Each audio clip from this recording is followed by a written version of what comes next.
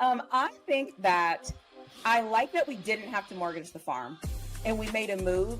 And I always say this, I like to negotiate. I will negotiate anything. Okay. Anytime of the negotiate. week. And everybody feels like they won and everybody feels like they lost. So to me, it was perfect. It's exactly what you needed. Right. And it's like, no one's like, yes.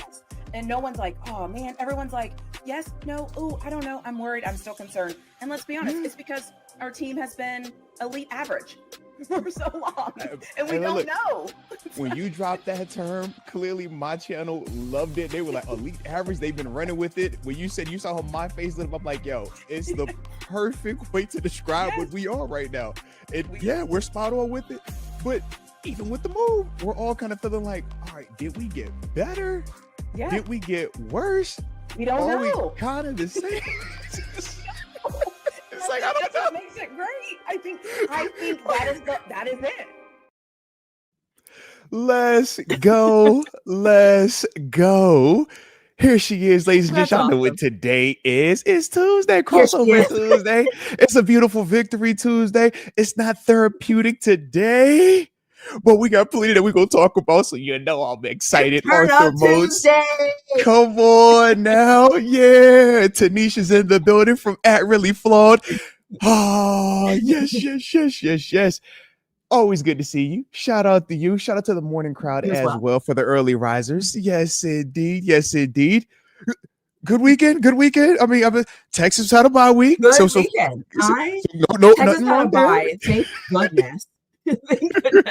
Colorado pulled a Colorado. I don't even know what to say at this point. They just are who they are. Like, at this point, even my video this week, I'm like, listen, okay, we're going back to the basics. Like, can you tackle? Can you do basic things? So that's where I met with them. And then obviously, literally, I'm like, let's go back to the basics, guys.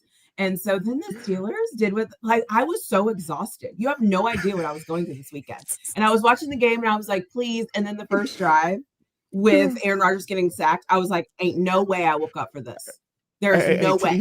TaNeisha, so not just the first drive, first play. It was like, oh Lord, this is supposed to be one of them days. Not at 9 a.m. Don't do me like this at 9 a.m. Not today. So, I was like, everything they said about us is true. So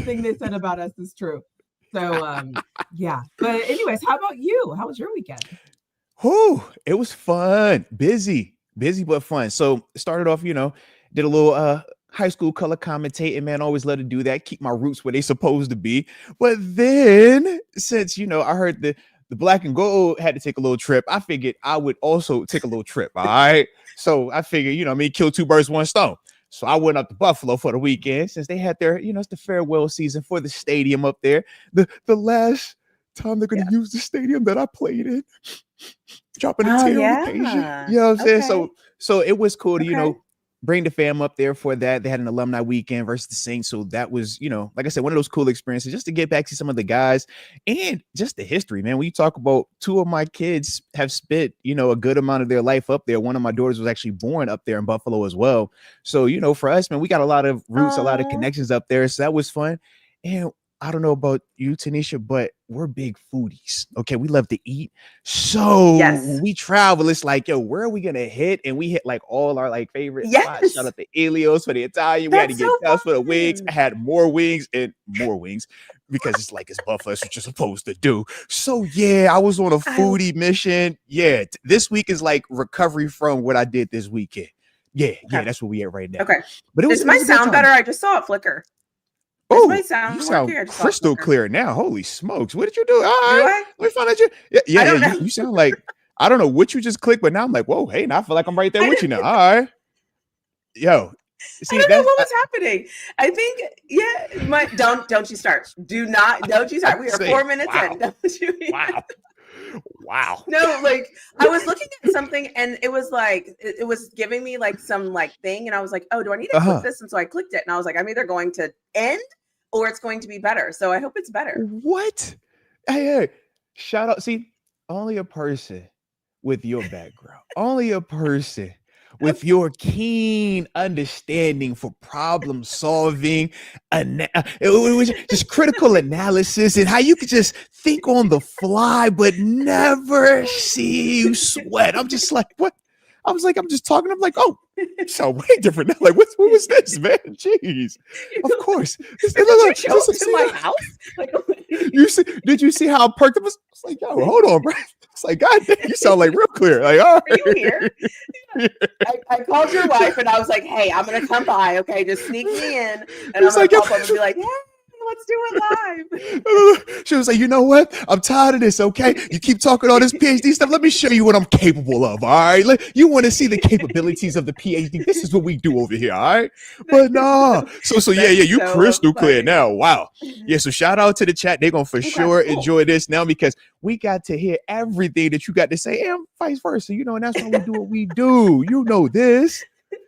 But yeah, it definitely well, welcome everyone. Definitely made for an eventful weekend. No, I was gonna say, yeah. So you travel with a family. You're having the family experience. Okay, I look on your Instagram and I'm like, this is so cute. Like this is family. They were having the best time. And then I think I saw it was your son looking at the Steelers game. Yes. And you know, because you know me. Okay, so now I have to zoom in because now I'm like. When did this take? What part of the game is it? Yep. And I zoom in, and it was and it looked like it was literally as when Jordan Addison. Yep, we just got the tackle on Peyton Wilson. We locked in. Gotta have it. Yeah. Okay. Yeah, and I'm looking at it, and I'm like, oh, as I'm seeing the picture, I'm like, how are you not like? What are they doing? What are they doing? Like, what was going on? How was that moment for you all when you're there having this beautiful moment?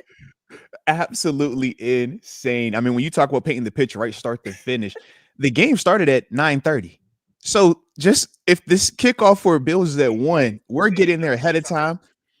Oh, we're getting there ahead of time, obviously, for, you know, some of the pregame festivities, tailgate and stuff like that. So as it's 9:30, I'm literally like brushing my teeth. Game is on. It's like, yo, I got to be locked in. I got to be making sure I'm locked in, seeing everything that's taking place.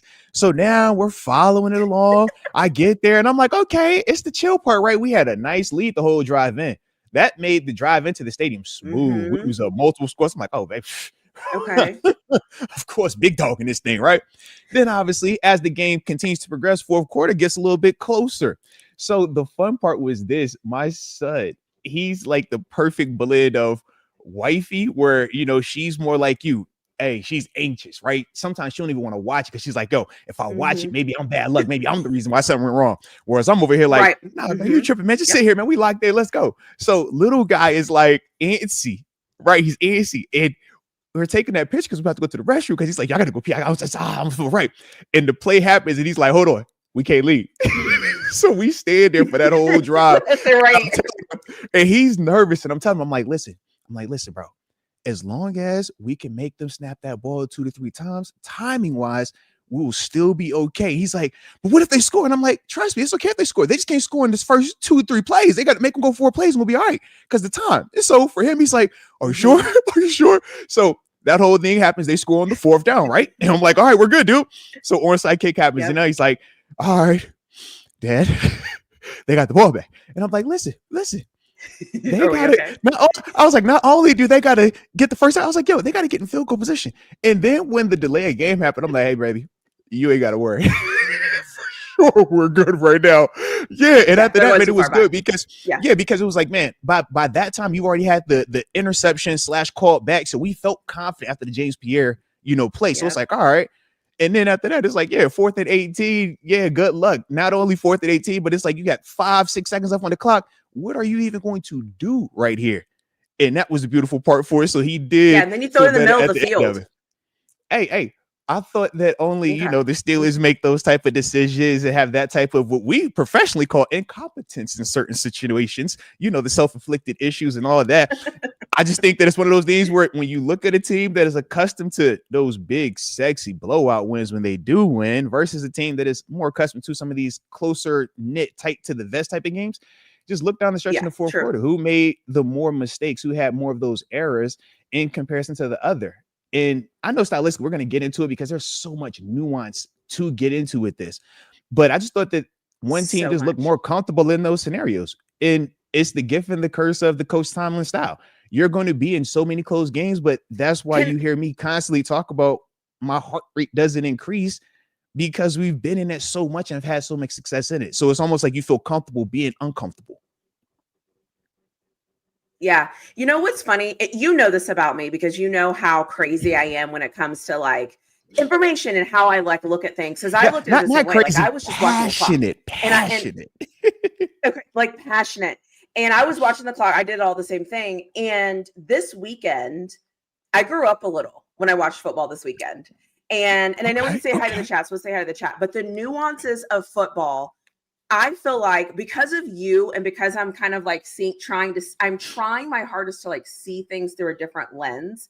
And this week, I usually watch all of your shows. I usually watch everything that you do. I'll watch your reactions. I'll watch your thing with Mark. I'll watch your thing with TG. I watch your live. Like I do everything. This week I did it. So I'm not sure how we feel or think or if we're the same or different. But I learned something about myself this weekend. And I'm always looking for the calm in the storm. And so whenever it was happening, right, and I'm like, blown coverage, here we go. I did what you did. I was like, okay, if they don't score here, okay, 40 seconds. And I'm starting to look at the clock. And now I'm like, okay, and then if we kick the ball off, and now I'm like doing math. I'm like, if we kick the ball off 1 minute, okay, how long can we hold the ball? How many timeouts?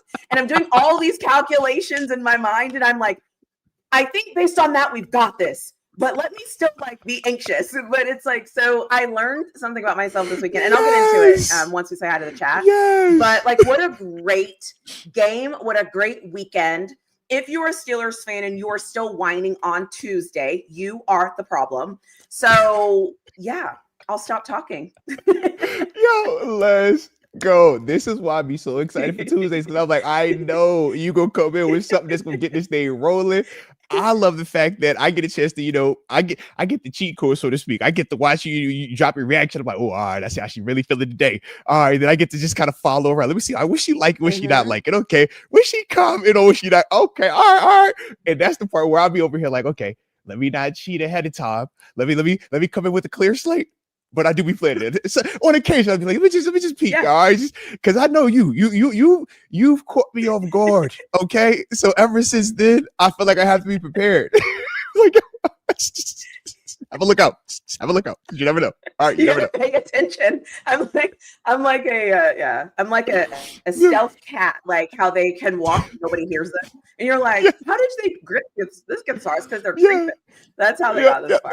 And and also the other thing is I also anyway, let's say hi to the chat, because once I say this thing, I think we're gonna get off on a tangent. So yeah. All right, so all good. So y'all already know the drill, man. Y'all know what time it is. Let us know in the comment section where y'all are tuning in from, so we can give you those big boy shout outs to start the day's show. And of course, don't forget to hit that like button one time for the culture on both channels, and subscribe to both channels.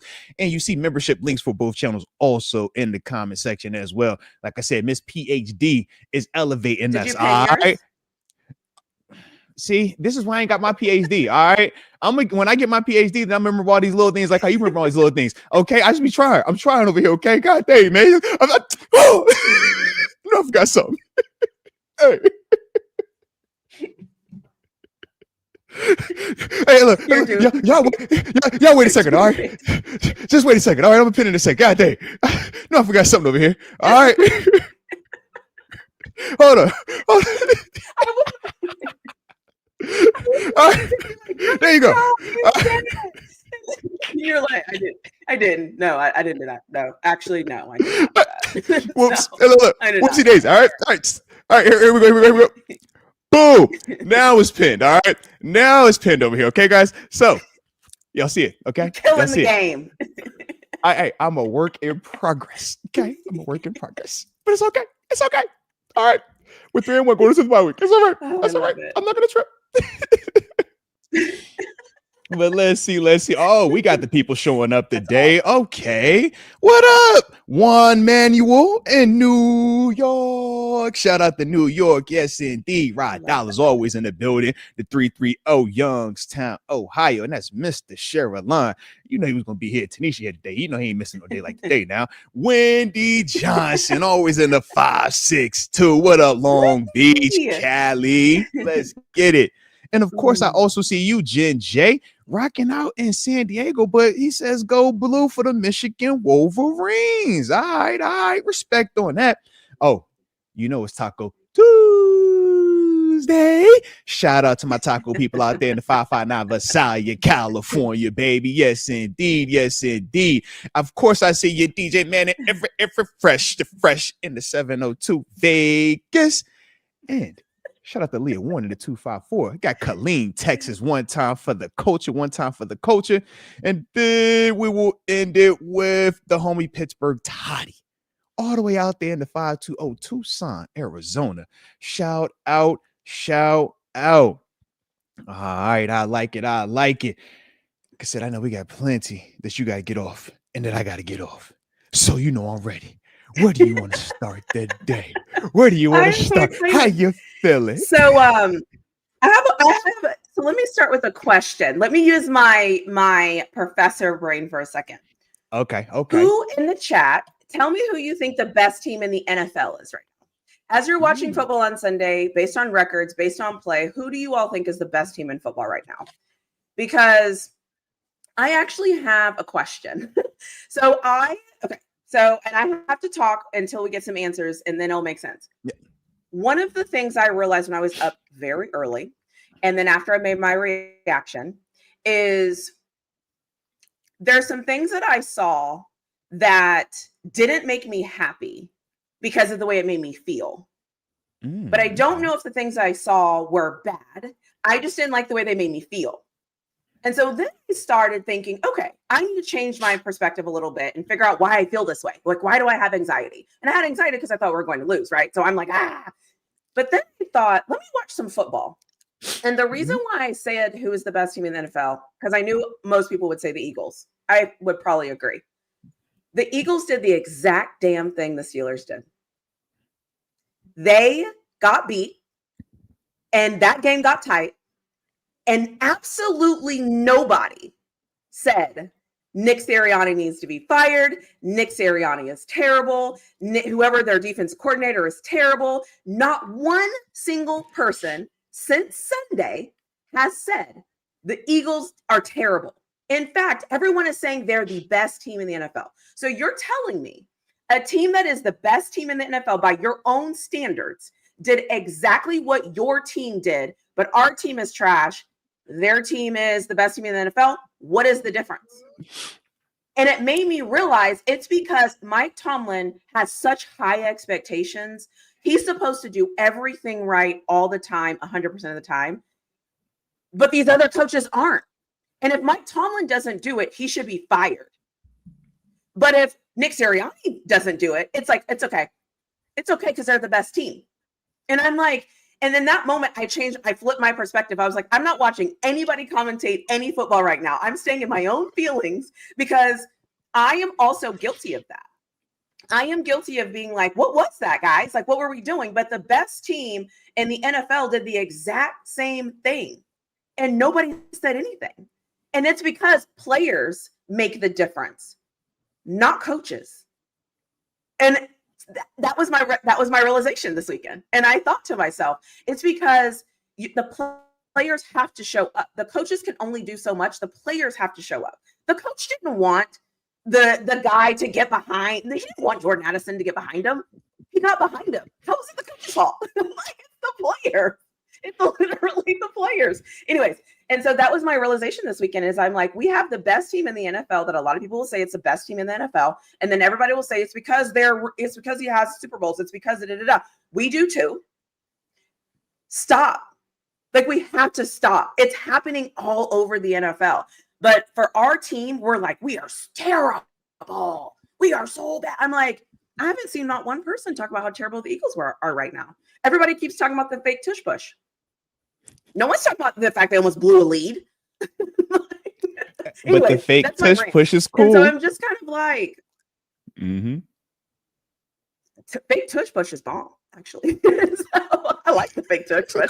But so I'm just kind of like, why are we always, we are always knocking what we do. And it's like the players are letting these guys get behind them. I'm sure Coach Tomlin or Austin didn't say, hey, on this one, can you let the guys Can you let him get behind us, please, so that Jordan Addison can be wide open, and then we can run? I'm pretty sure that wasn't the play call. I could be wrong. So anyways, that's my rant, because I'm just like, it made me realize, like, we're the problem. We're toxic. Stop it. Like, stop. So anyways, you have the floor. That's how I feel about this. I'm like, we won the game. Did we make some mistakes? Yeah, but like, let it go, guys. Like, come on. So yeah. Shout out to you. Shout out. And I love how you started this thing off. Everything you just said. It's refreshing to hear, because that is sometimes the perspective that we have as players, where we'll look and we're like, this isn't a problem that's exclusive to Pittsburgh. You brought up the Eagles.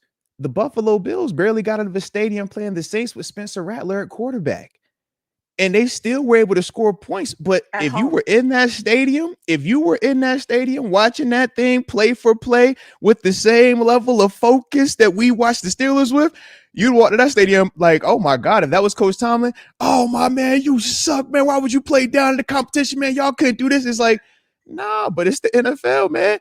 They got dudes over there that also can make some plays. They got a Cam Jordan over there. They got a Chris Olave over there. They got some of these dudes, and it's like we lose sight of that when it's our team. When it's our team, we feel like all of our guys should be elitely better than everybody else. Our coaching staff should make every decision perfect, and Right. every decision they make should also be executed perfect. And I'm glad that you brought that up, because you look on the call and it's like you said, what defense do we have where we want three guys doing three different things, but all in the same 5 yards of each other? And it's like, yeah, this isn't what you practice. This isn't what you talked about. This isn't even what you went through on the walkthrough. But this is called human nature, right? Or human element. This is the fact that you have to have in there, because yeah, you're going to naturally have mistakes that happen. We weren't the only ones. You look at the 80-yard touchdown we had for DK Metcalf, and it's a linebacker blowing a call. I know Brian Flores is this elite mind, and his defenses don't make any mistakes because they're so overwhelming. But sometimes, as we've said with Coach Tomlin, less is more. Small menu, big understanding. And the difference in philosophy is big menu, I can overwhelm you and confuse you, but at times I'm not going to have as much detail, and that could have a little bit more potential for blown assignments on some of the basic stuff. But that's this league, that's this level, and you just try your hardest to have the least amount of mistakes every week. You're still pushing forward. You're still foot on the gas pedal, but there's still a certain detail, no different than when you're driving on the road, right? When you're driving 25 miles an hour, there's certain things that pop up, but you still feel very much in control. When you're going 60 miles an hour, it's a little bit different feel when those things pop up. Now, when you're going 200 miles an hour, when it's like, hey, be perfect when that rock hit your windshield. Hey, bro, have you ever had a rock hit your windshield going that fast? It don't feel that smooth, man. When you hit that pothole or two, you're like, oh, bro, no. But at 25, you ain't tripping on that. So to me, that's the other part of it, where it's just like, yeah, these are all natural occurrences that all of us are dealing with. But because everybody hasn't experienced those extremes and had a chance to look at around to see the perception that everybody is dealing with, it just feels so much more intense to us. But it is refreshing though, on occasion, like you said, when a person like yourself does get that opportunity to look around. And sometimes it's because of the 9:30 kickoff, or it's the 8:30, p.m. primetime game, and you got all day to just kind of watch these other teams like, so they doing the same thing? All right. They nice, but they kind of look like us. We're not too far off. Okay. Now I know our O-line is bad, but that O-line got trashed. All right. I know our guy, all right, not the best, but I know y'all told me it was fluky to get the 5 turnovers versus the Patriots. I know this, but do we get turnovers again this week? It's like you look around, it's like the Bills turned the ball over. I mean, you talk about the Eagles the past 2 weeks. How did they get out of the stadium the week before that? It took a blocked field goal, right? They were telling us 5 turnovers was luck versus the Patriots. But the Eagles having Jordan Davis block a field goal and run it back for a touchdown that's not luck. That's good ball right there. That's good scouting right there. That's good draft. You like what? That is way more lucky than them 5 turnovers, baby. But it's the perception, and that's the thing that we come up here and we like to have fun with. It's the perception. I think we're on a delay. I might need to go out and then come back in, because I think we're on a delay, and I need to be able to have a conversation. All right, let's do it. Let's do it. Let's see if you can. I'll say this if I need to go out. I will. Okay. I also think too. I always try to put things in perspective of my job and what I'm doing, because I think if we put things in perspective of our own lives, it actually isn't as bad as we want to make it out to be. But it's somebody else's life and it's somebody else's decisions. And as humans, we always want to critique how other people are living and how other people are making decisions.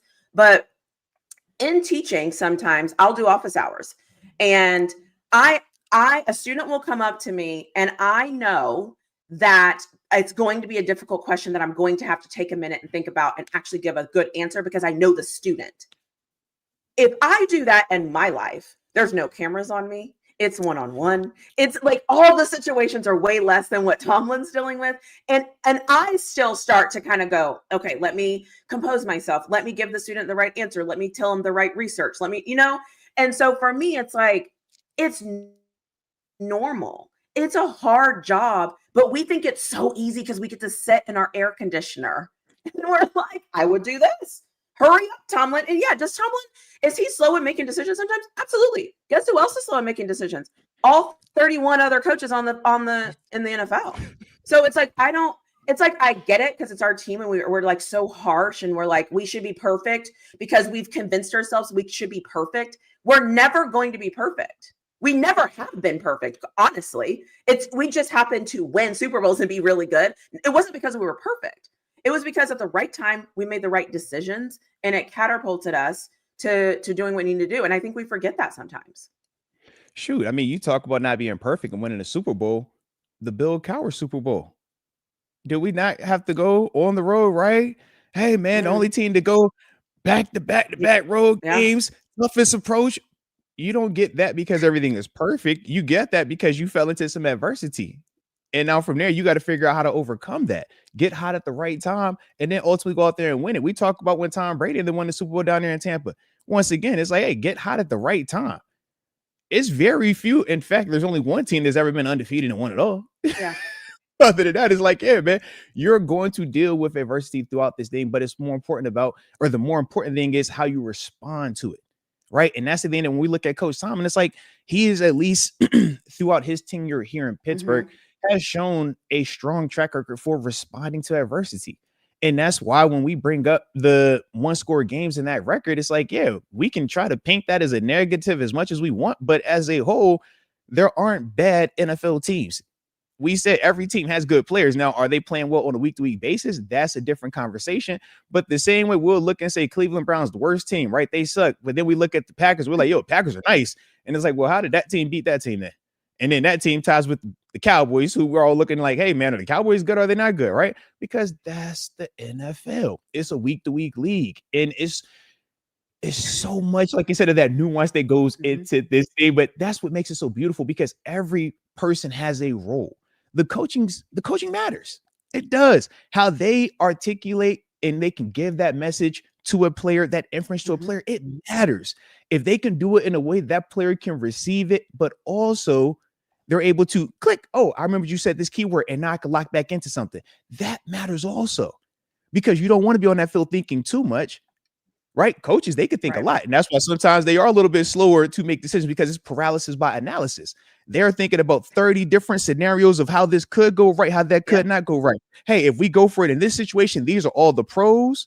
These are all the cons. If we don't go, these are all the pros. These are all the cons. Most people only think about the positive. Most people only think, hey, if I make the decision, I'm in control. It's going to work. Why? Because I made the decision. And it's this like false sense of security. Nobody's in control like that.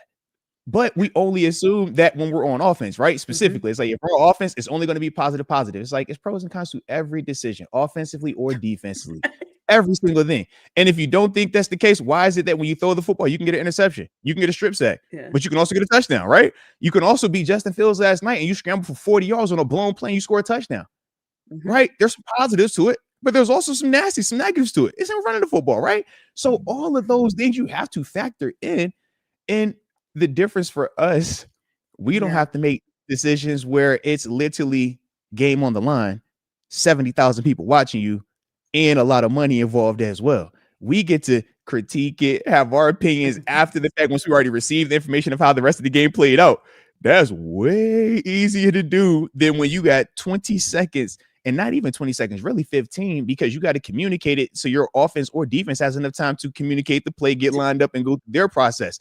So it's not even that much time. And that also involves your players and how they're responding. Right. We saw the first fourth down. Like I said, I know we're gonna talk about those, but the first fourth down situation with Aaron Rodgers. It's like Coach T could actually already had his mind made up, but he allowed Aaron Rodgers to do what? Man, this is my veteran player. This is a player that is highly successful, and he's passionate about a different decision. So now we have to have a compromise. We have to have a conversation within 20 seconds tops. And we got to come up with a decision that makes the most sense for you, me, and for this team to get out of here with a victory.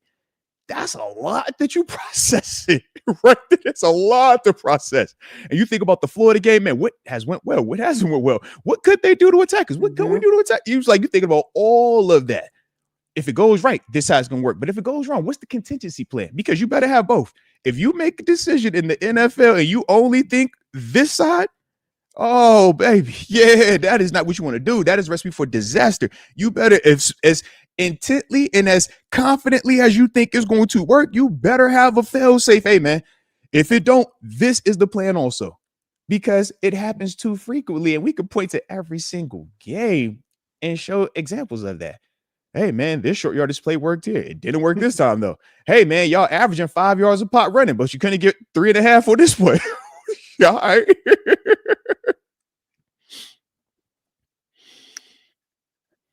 Yeah, it's so interesting being and maybe that's my growth, right? Maybe that's what maybe that's my evolution as a football fan and as a football watcher is I am learning and growing with the game. And the more information you have in life, you're supposed to do better. Doing better, you're supposed to do better, right? Because you know more now.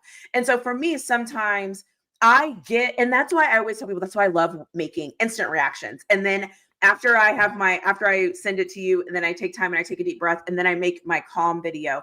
And it's because with more information, I can start to think differently.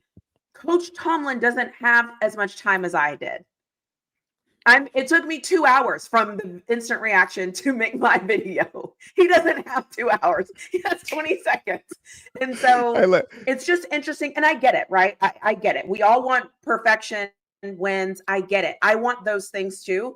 I don't think that's just not how life works. It's going to take us time. We have to build our way back there. We're going to keep it going.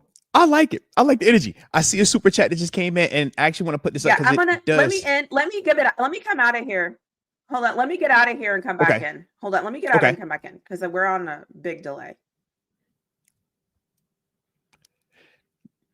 Gotta get the delay off. We can't be rocking out with no delay. So we're going to see what it look like. Come on. But y'all make sure you hit that like button on both channels as well if you are digging what we are on this morning. All right, let's get it.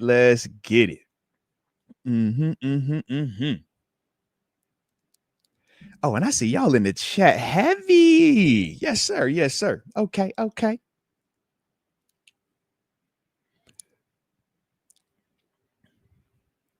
All right, let's see. Moment of truth. All right. Moment of truth. Can you hear me? I hear you clean. I hear you crystal. It's better on my end. It could, I always have open a bunch of tabs. So that's why I'm like, let me just get out, close everything, and then jump back in. So I like your style, PhD. Come on now. You know how we doing it over here. All right. You see how I didn't live in my fears. You see how I saw a problem and I'm like, let me solve it. Like we got to solve There it is. I like your energy. I like it. So if you're ready, we got some supers that came in. It's perfect for the conversation. Let's get this thing going, man. Shout out to the homie James Skicka. He says part 1 of 2. Moats. And of course, the Dr. T. Made me think about something she said on one of her videos. Coach T always says we don't live in our fears. Well, maybe he's saying it more of it as an affirmation to himself too. He let Rodgers go for it. Then he follows that up by saying, part 2, he let Rodgers go for it in the game instead of the field goal. We forget Coach T is human too. He's allowed to have fears too. Thank you both for your thought-provoking info. Peace. Shout out to you, James Skicka. Shout out to you. So let's talk. where, like, for you, what did you like about those two, or do you want to break up into the like one fourth down versus the other fourth down? Or you want to just kind of like lump them in together? I just didn't know how you felt about it. Yeah. Yeah, so yes, I do think that saying for Tomlin is a self reflection of who he is.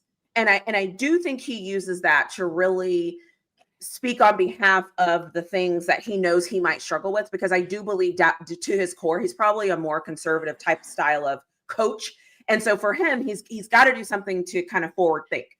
And I don't have a problem with what they decided to do. I just have a problem that I felt like it took us a minute to get there. And I feel like that was my issue. I think that what they decided to do, it made sense. The numbers made sense. The play call, I didn't care about the final play call on fourth down. I didn't like the first 3 play calls. And so for me, I didn't like the first 3. The last one I got it because I couldn't stop the run. But before that, there was one where there was like a pass play, and it was to freaking 15. And I'm like, guys, if we're going to throw the football, put in the package. You know the package. Put in the package. Put them in there. Put them in there for 4 plays, quite frankly. Put them in there for 4 plays and run something out of that formation 4 times. If it doesn't work, it doesn't work. It's the best we have right now. And so I didn't hate it. I didn't love everything leading up to it. So that's kind of maybe where I'm different. I don't know. Everybody's talking about that play call. I don't like all the other plays. And then the last one, I get it. Our defense was playing great. All right. What about the fear part? Let's specify the living in the fears part, though, because I know that that's like a big talking point, mainly around those 2 plays. I just kind of want to get like the understanding behind it, just from you. So that way I ain't assuming nothing one way or the other. Yeah. So I think the fear side for me was because it took him a minute. I think in the minute, I think if it would have went down, like play ended, he was thinking about not going for it, and Rodgers would have looked at him and been like, "Hey, let's go." And in that moment, if he would have went for it, I think everyone would have been fine.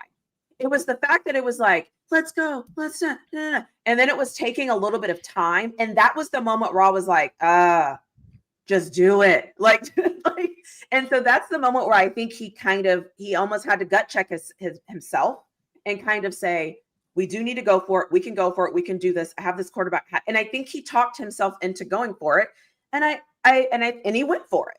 I just the time it took was my biggest thing, as I'm like, just make the choice and do it. I didn't like the hesitancy. I like it. So shout out to everything with that as well. I had a little bit different just view of how that kind of played out. And once again, maybe it's from the experiences, but I know, a lot of people kind of viewed it as indecisive. It wasn't, from my eyes, from Coach Tomlin's perspective. Coach Tomlin instantly had field goal unit ready to go on that first 4th down. If you look, Aaron Rodgers was the one who was really visibly upset about that decision, visibly not happy. And I thought that Coach Tomlin started to now process, okay, I want to keep my most important player on my offense, feeling good, feeling confident. If he wants to go, let's talk about this. Because I can figure out a way to do best of both worlds, where, I know the 2 things that I want to have happen. Either we getting points out of this thing, or they got to go 99, 98 plus yards to go score. So one or the other, I know that's what we got to do. But he really wants to go for it. So now let's come and talk about it. Let's just figure this thing out. How can we kind of make that thing work, the common ground? I don't think Rodgers wanted to call that run play. Nah. But I think for Coach Tomlin, that was his compromise. If you want to go for it this bad, y'all have been running the football, having success, I'll give you this run play, because it's not going to put us in any type of bad situation if it doesn't work out. But if it does work out, because we've been running the ball so well, our best rushing performance all season long, we'll mess around and score. Now it's a different game. But I would love to just take these points, because in those situations, being up 13 at that stage in the game makes that last 4th down situation not even relevant. Right? True. But hindsight 2020. So I looked at it as not a lack of confidence or even fear. It was more so, I have to make sure that I'm doing what's best for my team, while also making sure I'm managing the interpersonal relationship between me and Aaron Rodgers. Because if you start publicly going against Rodgers in those gotta have it situations, and it becomes so routine, you'll lose a quarterback like Rodgers because he's so competitive. He feels like, man, if I have the ball, I'm the best player. And you're supposed to feel like that because for his whole life, every time he's had the ball, he's been the best player. But guess what? The reason why you have offensive coordinators and defensive coordinators, offense players and defense players, because for all those offensive-minded people that feel like they're in control because they have the ball in their hand, you know how many of us on defense feel the exact same way? Oh, you think you're in control because you have the football. Oh, well, what happens when I send this blitz and I make you throw that football fast? Oh, you think you're in control because, oh, you want to go to that receiver over there. Well, cool. What happens when I play trap coverage? Oh, you think you're in control because it's this situation. Nah, watch this though. But it's a difference of philosophy because for us as defenders, the same way y'all look at all them offensive guys that had all that success, right? Man, they've thrown so many touchdown passes. They've had so many completions. Like, you know how many tackles we've had? You know how many sacks we've had? You know how many dudes we done knocked out? So that fear that people speak of as it pertains to Coach Tomlin is only a fear of not understanding his mentality. You fear nothing at this level because of the success. And that's the experience part. But it's also a lot harder to just decipher the schematics defensively, as we talked about, whereas it's a lot easier to feel confident when you see quarterback throw ball to receiver runs. Oh, this is great. We're in control. And it's like, you might think you're in control, but you're actually not versus some people that really know what they're doing. You don't think Brian Flores loves to have his defense out there? Come on, man. It's certain people. It's like, yo, we feel great about defense. It's rare. I know, because not everybody has that mindset. But that is why you have great defensive minds, because they wake up every day trying to find ways to be situationally good. So I didn't look at that, like I said, as a living in a fear. I just looked at it as different in philosophy, different in mindsets. And the other part that I like to, in that second fourth down decision, hearing my man Greg Olsen, shout out to Greg too, difference of philosophies. Once again, you got an offensive-minded guy talking, right? So everybody instantly says, man, if Greg Olsen, an all-world tight end, says you're supposed to go for it, oh my God, you're a coward. You're tripping, man. Why wouldn't you do this? And it's like, he's an offensive-minded person. Why wouldn't he say that? Yeah. Of course, he's only going to think it's going to work. Why? Because offensive people are used to kicking butt. The same way defense people are used to kicking butt. The same way we be like, oh, you want to go for the fourth down? I dare you. It's fair. You want to? I dare. Oh, you want to throw the football? I dare. I double dare you. Because guess what happened with James Pierre? Oh, guess what happened when it's like, oh, we got pieces. I feel good about any of this. So how you want to do it? But it's a difference of philosophies. It's a difference of experiences. So if you're not accustomed to that, you're never going to feel as confident or as cool when your defense is on the field in those situations. Whereas if you're a defensive-minded person that's had so much success with that, just like Coach Tomlin has, just like a person like myself has, you feel more confident with them out there on the ball. Because you're like, man, that offense could throw that pick six, then what? Heck, when Jalen Ramsey, we thought he scored at the beginning of the game, we went over here talking about, hey, bro, why is defense out there? We was like, hey, hi, shit. Right. That's what it's supposed to look like. So, we just don't lose that confidence. I also think, because I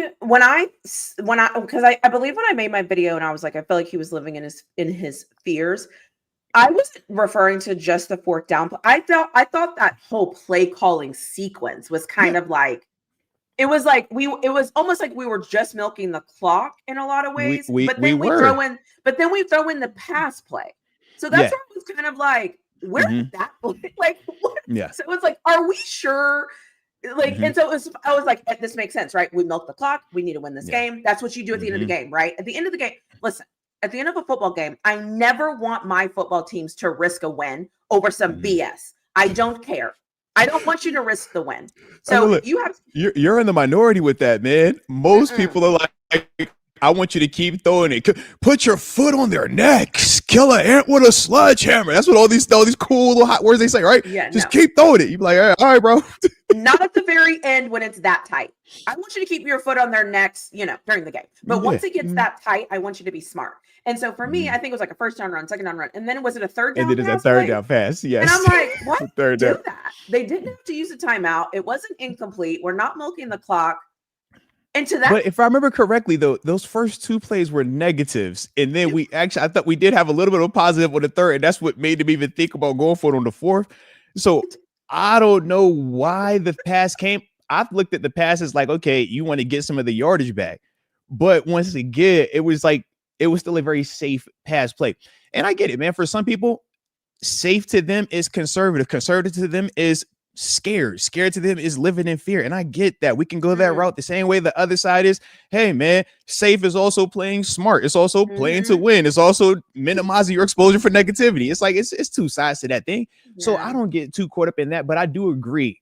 It did feel as if those 3 plays at the beginning of that those 4 down sequence didn't match it all the way. Because like you said, if you're going to throw it, let's put out the package. You know, the Darnell Washington, DK Metcalf, the gang. And we've been using the gang, and the gang be looking good. So, you know, I'm with you on that.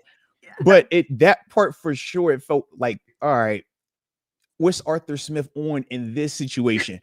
And that's always like that fine balance too, because we're critical of it after the fact of those first 3 plays not being successful. But if that first play picks up, you know, enough to put you at second and go from the 2, we're not even thinking about it like that. But because the first 2 plays weren't positives, now it's like, whoa, why would you do this now? So I get that. I definitely do. And that's how football is sometimes. It's like, yeah, man, I want it all be perfect. I want to be able to come up here and be like, oh yeah, that was by plan. That was by design. No, I ain't about to say it that way. Absolutely not. I didn't understand.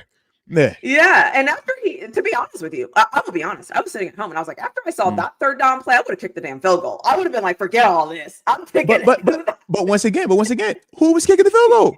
Coach Thomas said kick the field goal. He had the field goal unit ready. As soon as the play ended, the field goal unit was ready to run out there. Rodgers turned around and was like, yeah. So we were all in the same page. And that's why I was like, okay, if that 3 plays was that, cool. Get up out of there, take the points, we're fine. I didn't even want us to go for it. I'm like, if we really be, I hated going for it there. I would much rather went for it on the last fourth down drive. If we're picking, because to me, I say, man, going up 13 right there, I feel like the flow feels different at the end. And now I'm not sitting there holding a 3-point lead saying, if this doesn't work, he only has to go 20 yards to getting field goal range. And then he also has a guy in Justin Jefferson and Jordan Addison that you still got to be worried about at all stages of the game. Yeah, it's like, I don't want to do that. But in everybody's mind, it's like, hey, man, if you're on offense, it's just a yard. It ain't that hard. Just get it. It's like, so what happened to play before that? It was just a yard, right? What happened to it's just a yard. It's like, yeah, all right, sound good until it ain't. Until they got the ball at the 40, and now you're talking about, oh, this is the highest paid defense. Why aren't you going to stop? Have you ever had to get a stop for 20 yards? Have you try to stop you for 5 yards? And then you tell me how much you really want to just give them advantages like that. The statistics support 20. If a person has to start their drive on their own 20, the statistics show that they are way less likely to score points in any capacity compared to when they're starting their drive on the 40, 50, etc. That's why when you see how they changed the kickoff rules, right? Because they were tired of, hey, man, just kick it back in the end zone. I'd much rather you start for the 20, have to march it. Now you kick it back in the end zone. It's like, hey, bro, they on 40, bro. We ain't got time for this. Put that ball in play. Because that's, and it's not even being a fearful thing, because you still feel confident as a defender. We don't make excuses, right? It's, hey, man, I don't care how much grass I have to defend. Watch me work. And that was on display after Peyton Wilson chased down Jordan Addison. You look at the next play, PQ, TFL. You look at the next 2 plays, defense making plays. Yeah, they get a touchdown on the end, but it's like, yo, we're going to make you do everything in your wheelhouse to beat us. That's just the mindset. But you also want to be smart. It's like, hey, man, offensively, do y'all want to go 99 yards every single drive? Or would you like to get a short field on occasion and start in the red zone already, right? So, that's all that was. So, for me, I looked at those two. I'm like, we could have flipped that a little bit, man. That's true. And at the end of the day, if I am going to pride myself that my team is a defensive team, I need my defense to go out there and end the football game. We don't say highest paid offense in the league. We don't say that.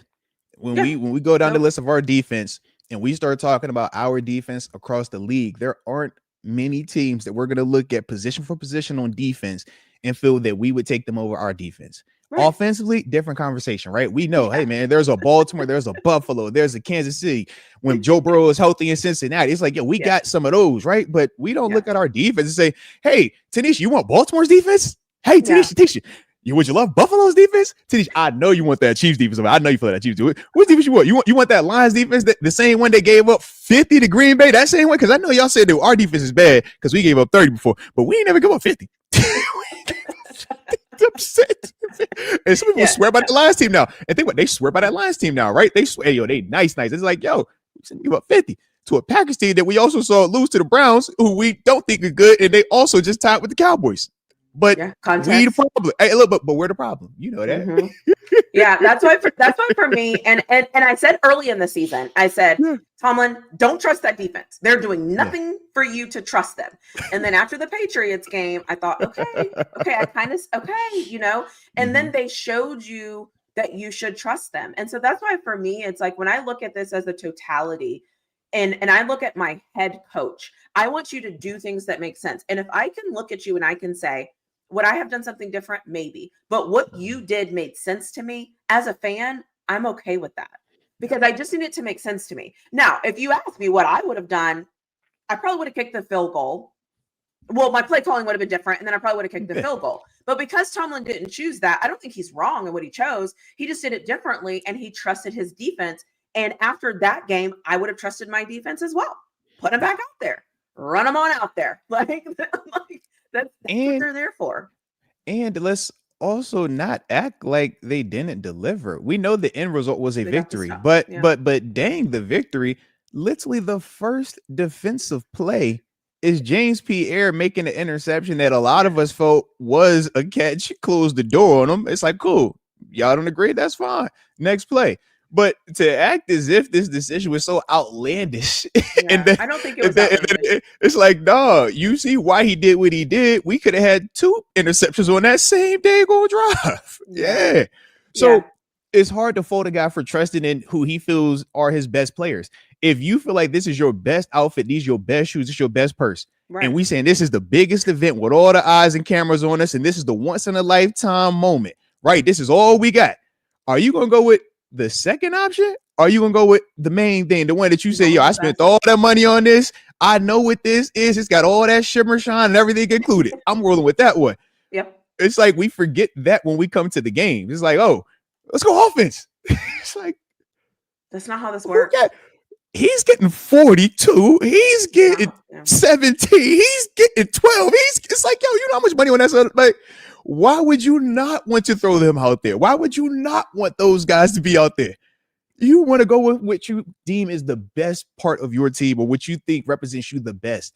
And right now, we still feel like it's our defense. And so far, I mean, through the month of September, you look up, right? Because we know we're week to week, but when you look up after 4 games, TaNeisha, how do you feel at 3-1? I feel better than I would at 2-2. Tell you that right now. Hey, when we look up in the division right now at 3-1, and we're looking at the Cincinnati Bengals, we're looking at the Baltimore Ravens, we're looking at the Cleveland Browns. How do you feel right now? I feel fantastic. You see what I'm saying? It's like, okay, now when we take an even bigger look up and look at the AFC as a whole scope, it's like, okay, Chiefs, they kind of these back-to-back games, beat a Giants team, beat a Ravens team that's been allowing a lot on defense. It's like, okay, and Lamar gets hurt. It's like, all right.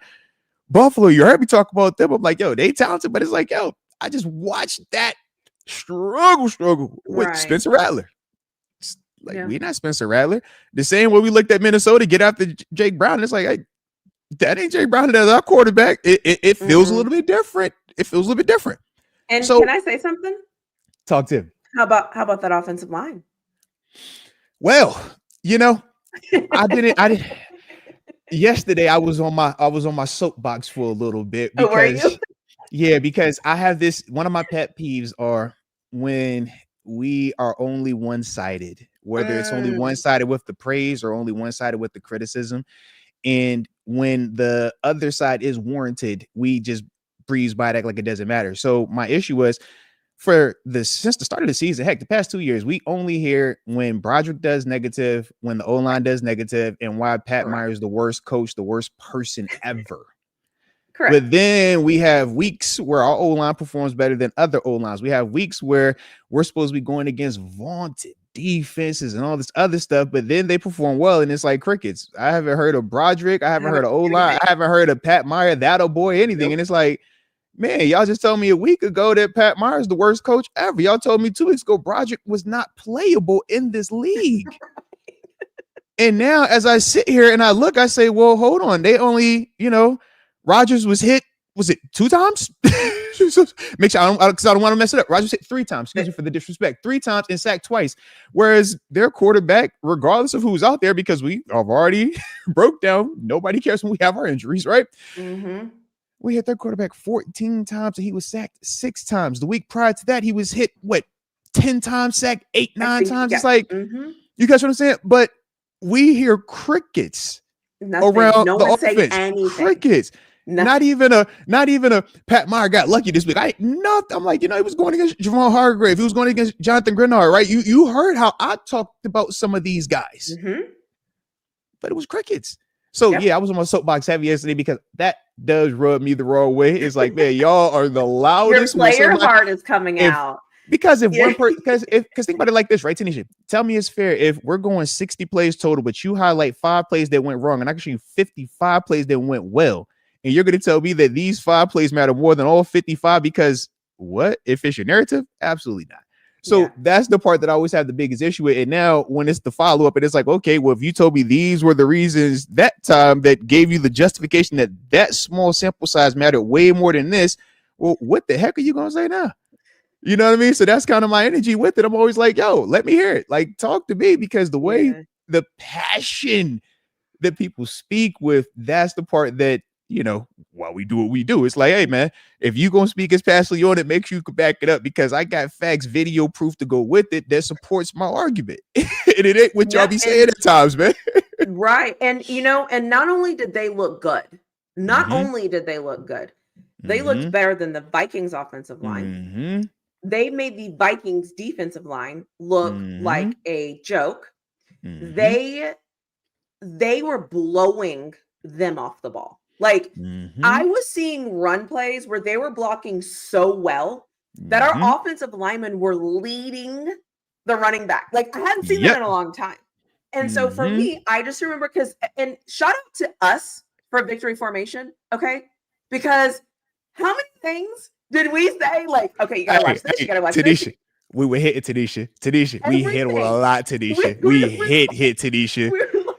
Look. Their penalties, their offensive line, their matchup. Like, we call every single thing that happened in this game. Across the board. We were like, here, we gave it to you. If you didn't watch the game, go back and watch the episode. We gave it to you. Swear. Straight like that. Straight like that. Yes. They were penalized. That offensive line wasn't very good. The Vikings offensive line is worse than the Steelers offensive line, and everyone thought I was crazy. I'm like, I told y'all.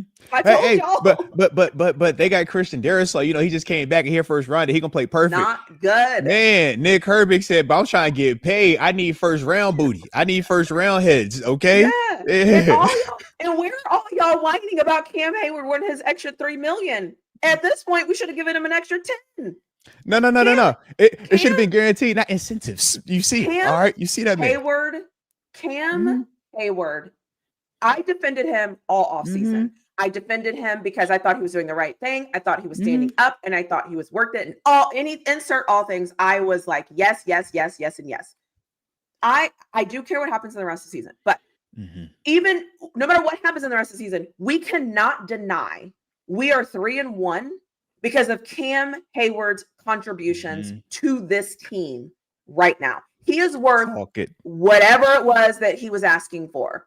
And again, I don't hear anybody coming out and saying, you know what, Cam is he's actually making that difference that he is solid. He is solid. He is solid. We need him. Fantastic.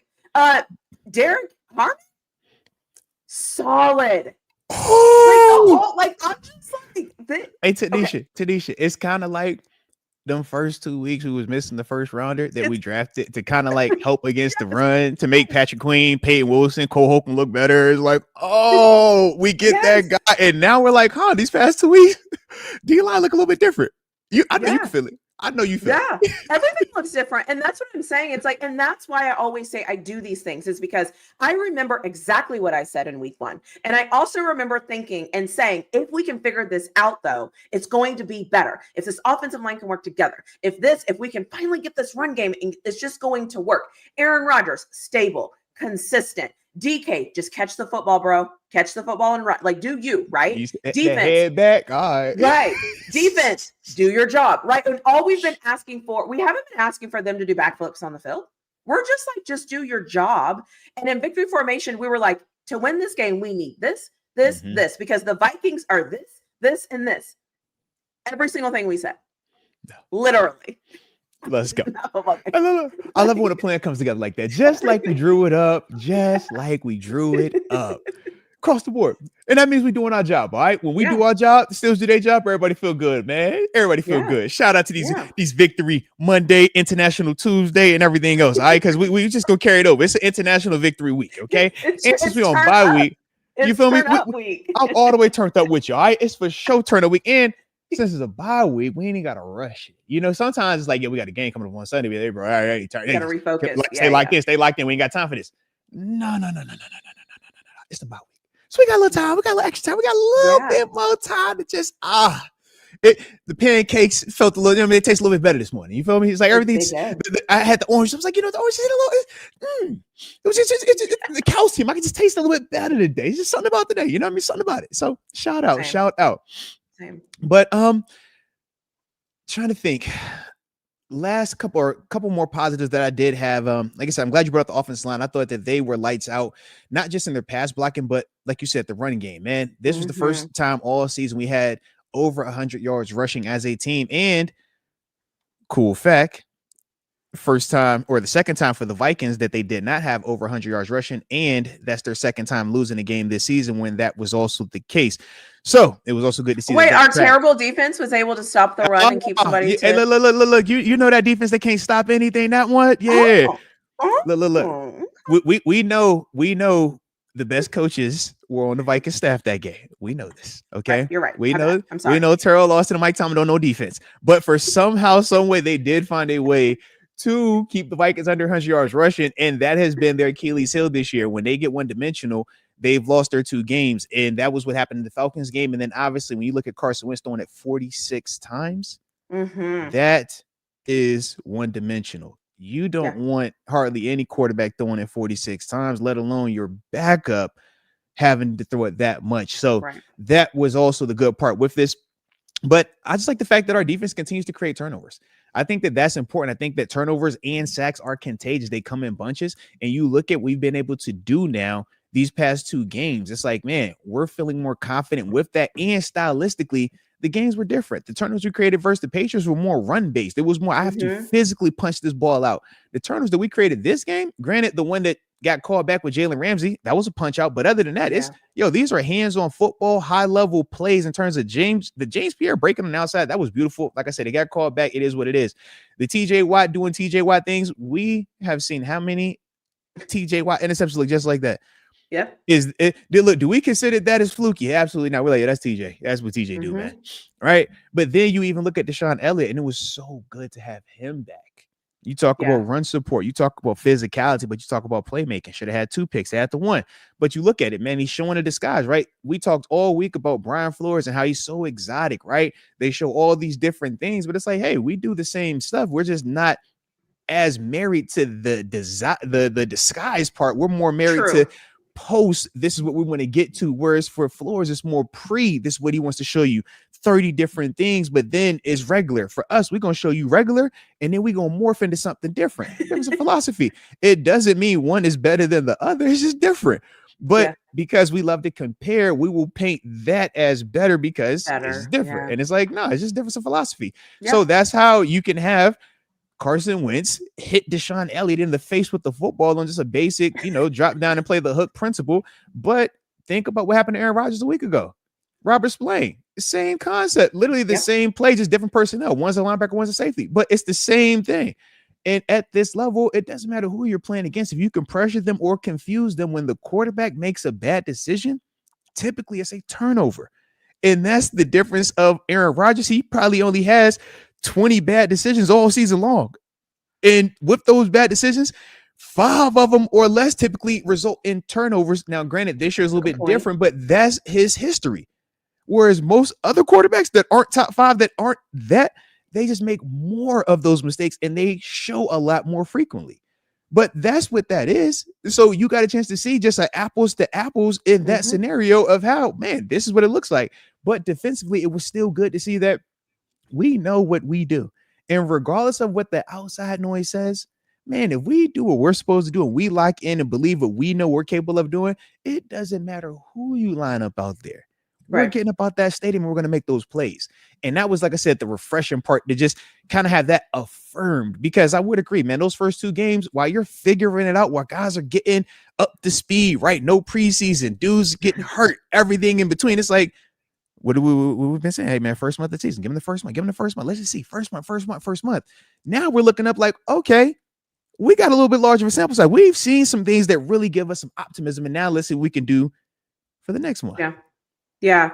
And I also need to pat myself on the back because I predicted them starting off good because of Aaron Rodgers. And I say this all the time. Aaron Rodgers is the difference on this football team. And it just is. He just is. I mean, it's the little things, and I broke this down like in my reaction video after my instant reaction, but it's the little things. It is, we are ahead, so we're only going to hike the ball when we're under 5 seconds.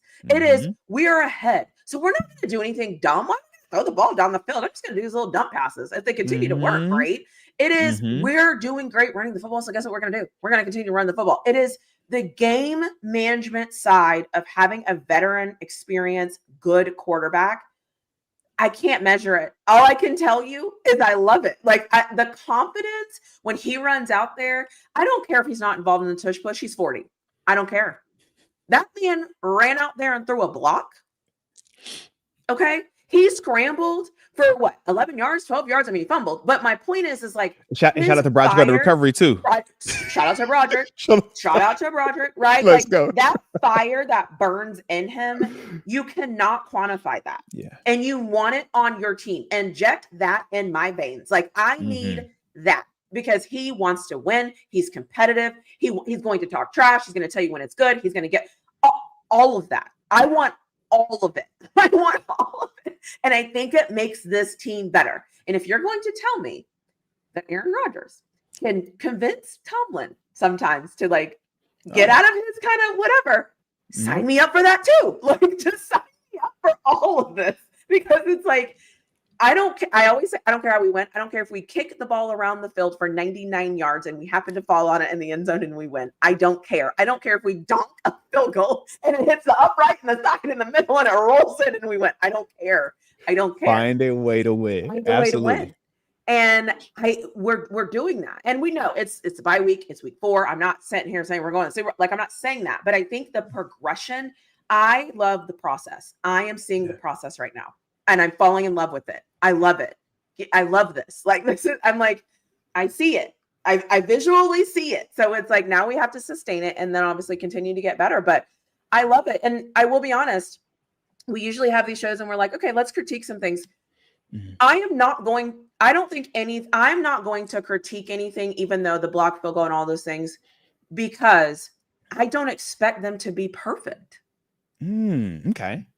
You know, and should Pat Farmer should have obviously.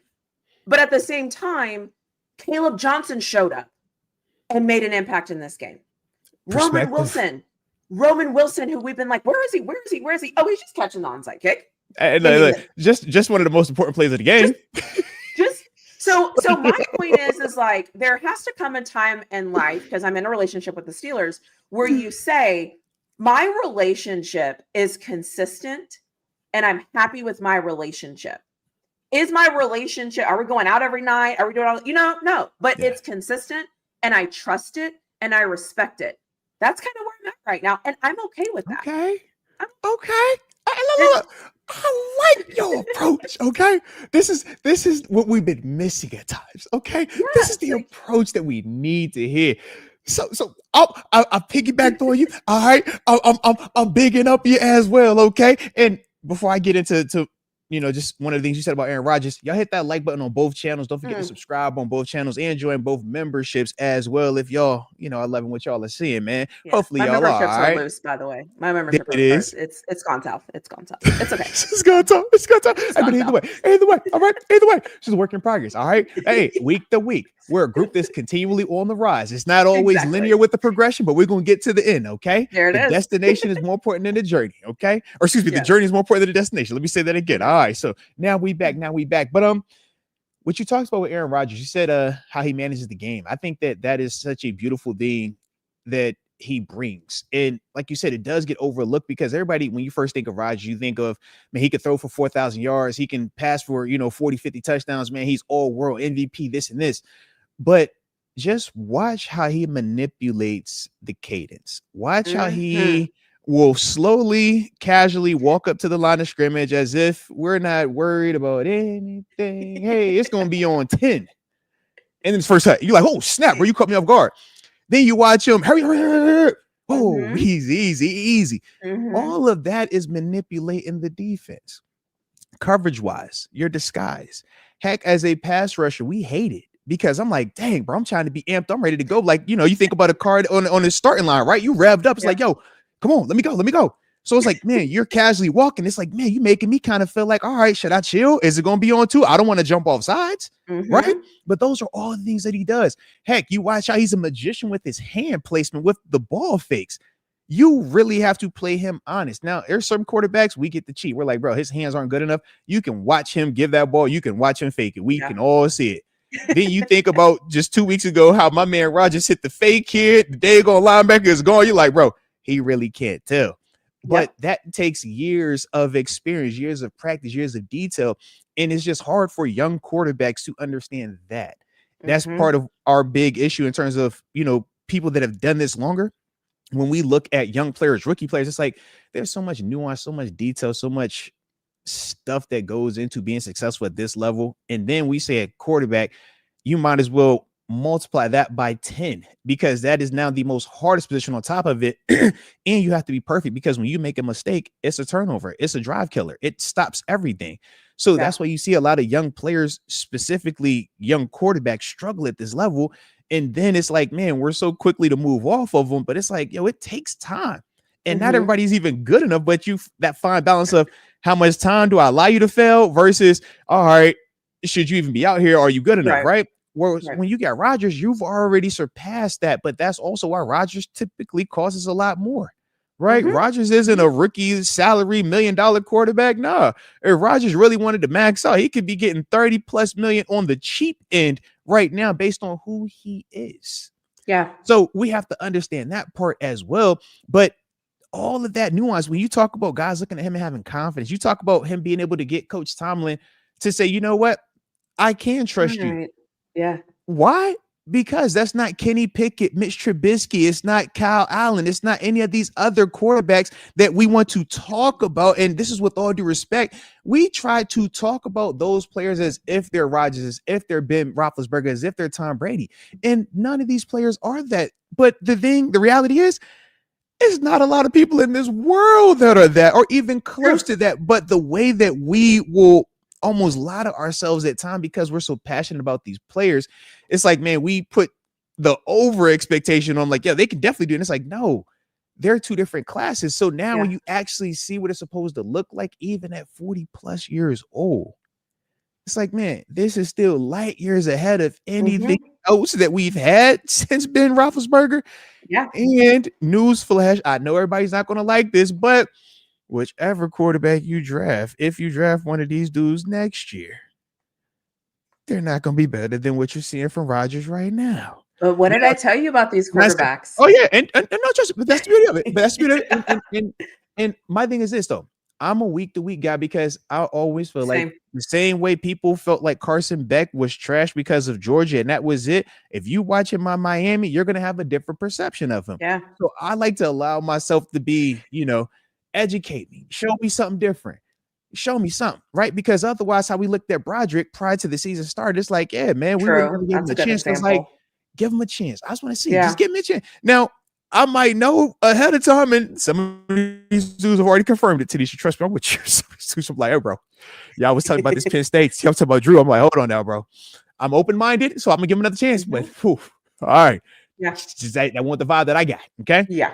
but that's why Rodgers is who Rodgers is, and that's why his career is what it has been, and why he's still doing what he's doing right now. And you've heard us say, if you can protect him and keep him upright, you don't forget how to play that position when you've learned, experienced, produced to the level, and failed at the level that Rodgers has failed. All of that matters. Yeah. The success matters just as much as the failures, because you learn so much from when you fail, just as much as when you win it. It's like, man, both sides of it. Yeah. And the failures are what I love. And again, since his signing, I always said all he has to do is manage this game and manage it very well. And all we have to do is keep him upright. If we can do those two things, all the other intangibles we haven't had in a long time. And he's doing that.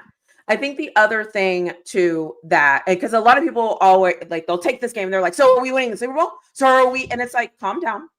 Let's take it. We ain't say that. And look, we ain't say that now. All right. Yeah, let's breathe.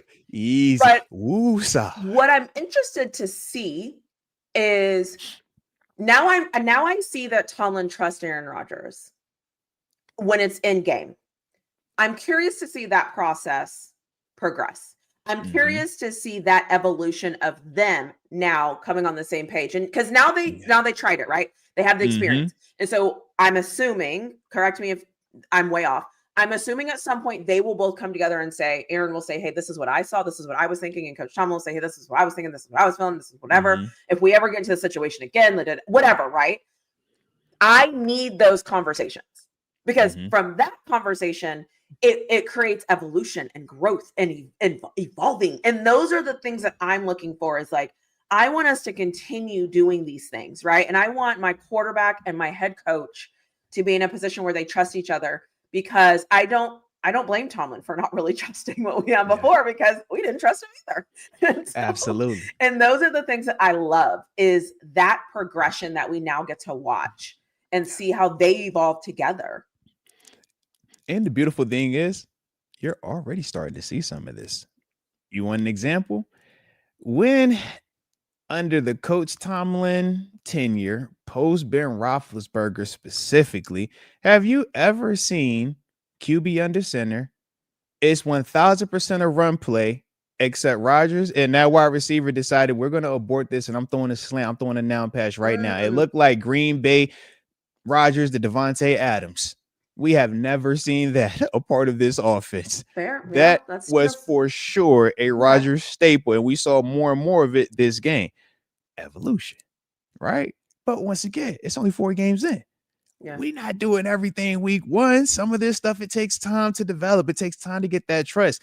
And not just trust from Rodgers to Arthur Smith and Coach Tomlin, but also Rodgers to these receivers. Because if it's 9 players playing the run, right? Because O-line, the running back, they're all playing a run. That's 1,000%. Nothing has changed for you guys. There isn't even a word. It's literally a hand or a nod, something that simple to that receiver.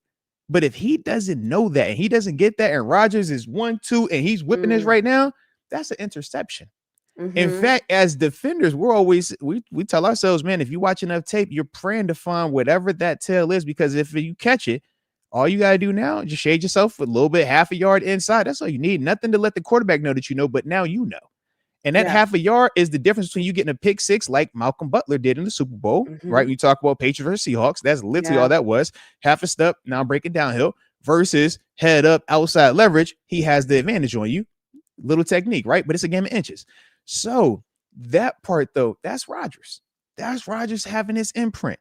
When you talk about let me casually walk up here, snap it fast. All right. Let me walk up here really, really fast, snap it slow. I love those manipulations. Yeah, nobody's telling Rodgers to do that. Nobody. And that's when you try to coach young players to coach all of that while also saying, hey, watch the backside safety on this, but you might get pressure on the front side. And if you get blitz on the front side, you got to work to that first option. But what they probably going to do is cheat option 1 and option 2. So I know we feel like we're in control because we got the ball, but you got to be able to go from option 1 to option 3 within 2 seconds. And you're going to get hit really hard. But that guy on the backside, you got to win your 1-on-1, because if you don't, he's going to throw a pick. And if you throw the pick, we're gonna blame the quarterback and say you suck, and then I'm gonna say that the coaches suck as well. But you notice what is happening right now. But you're in control, all right? So go for it. And you're like, bro, what? And on defense, we over here like he's gonna hit you in the face with it. Get ready. You got your catching gloves. You ready? It's about to happen, baby. It's about to happen. But that's the difference in it.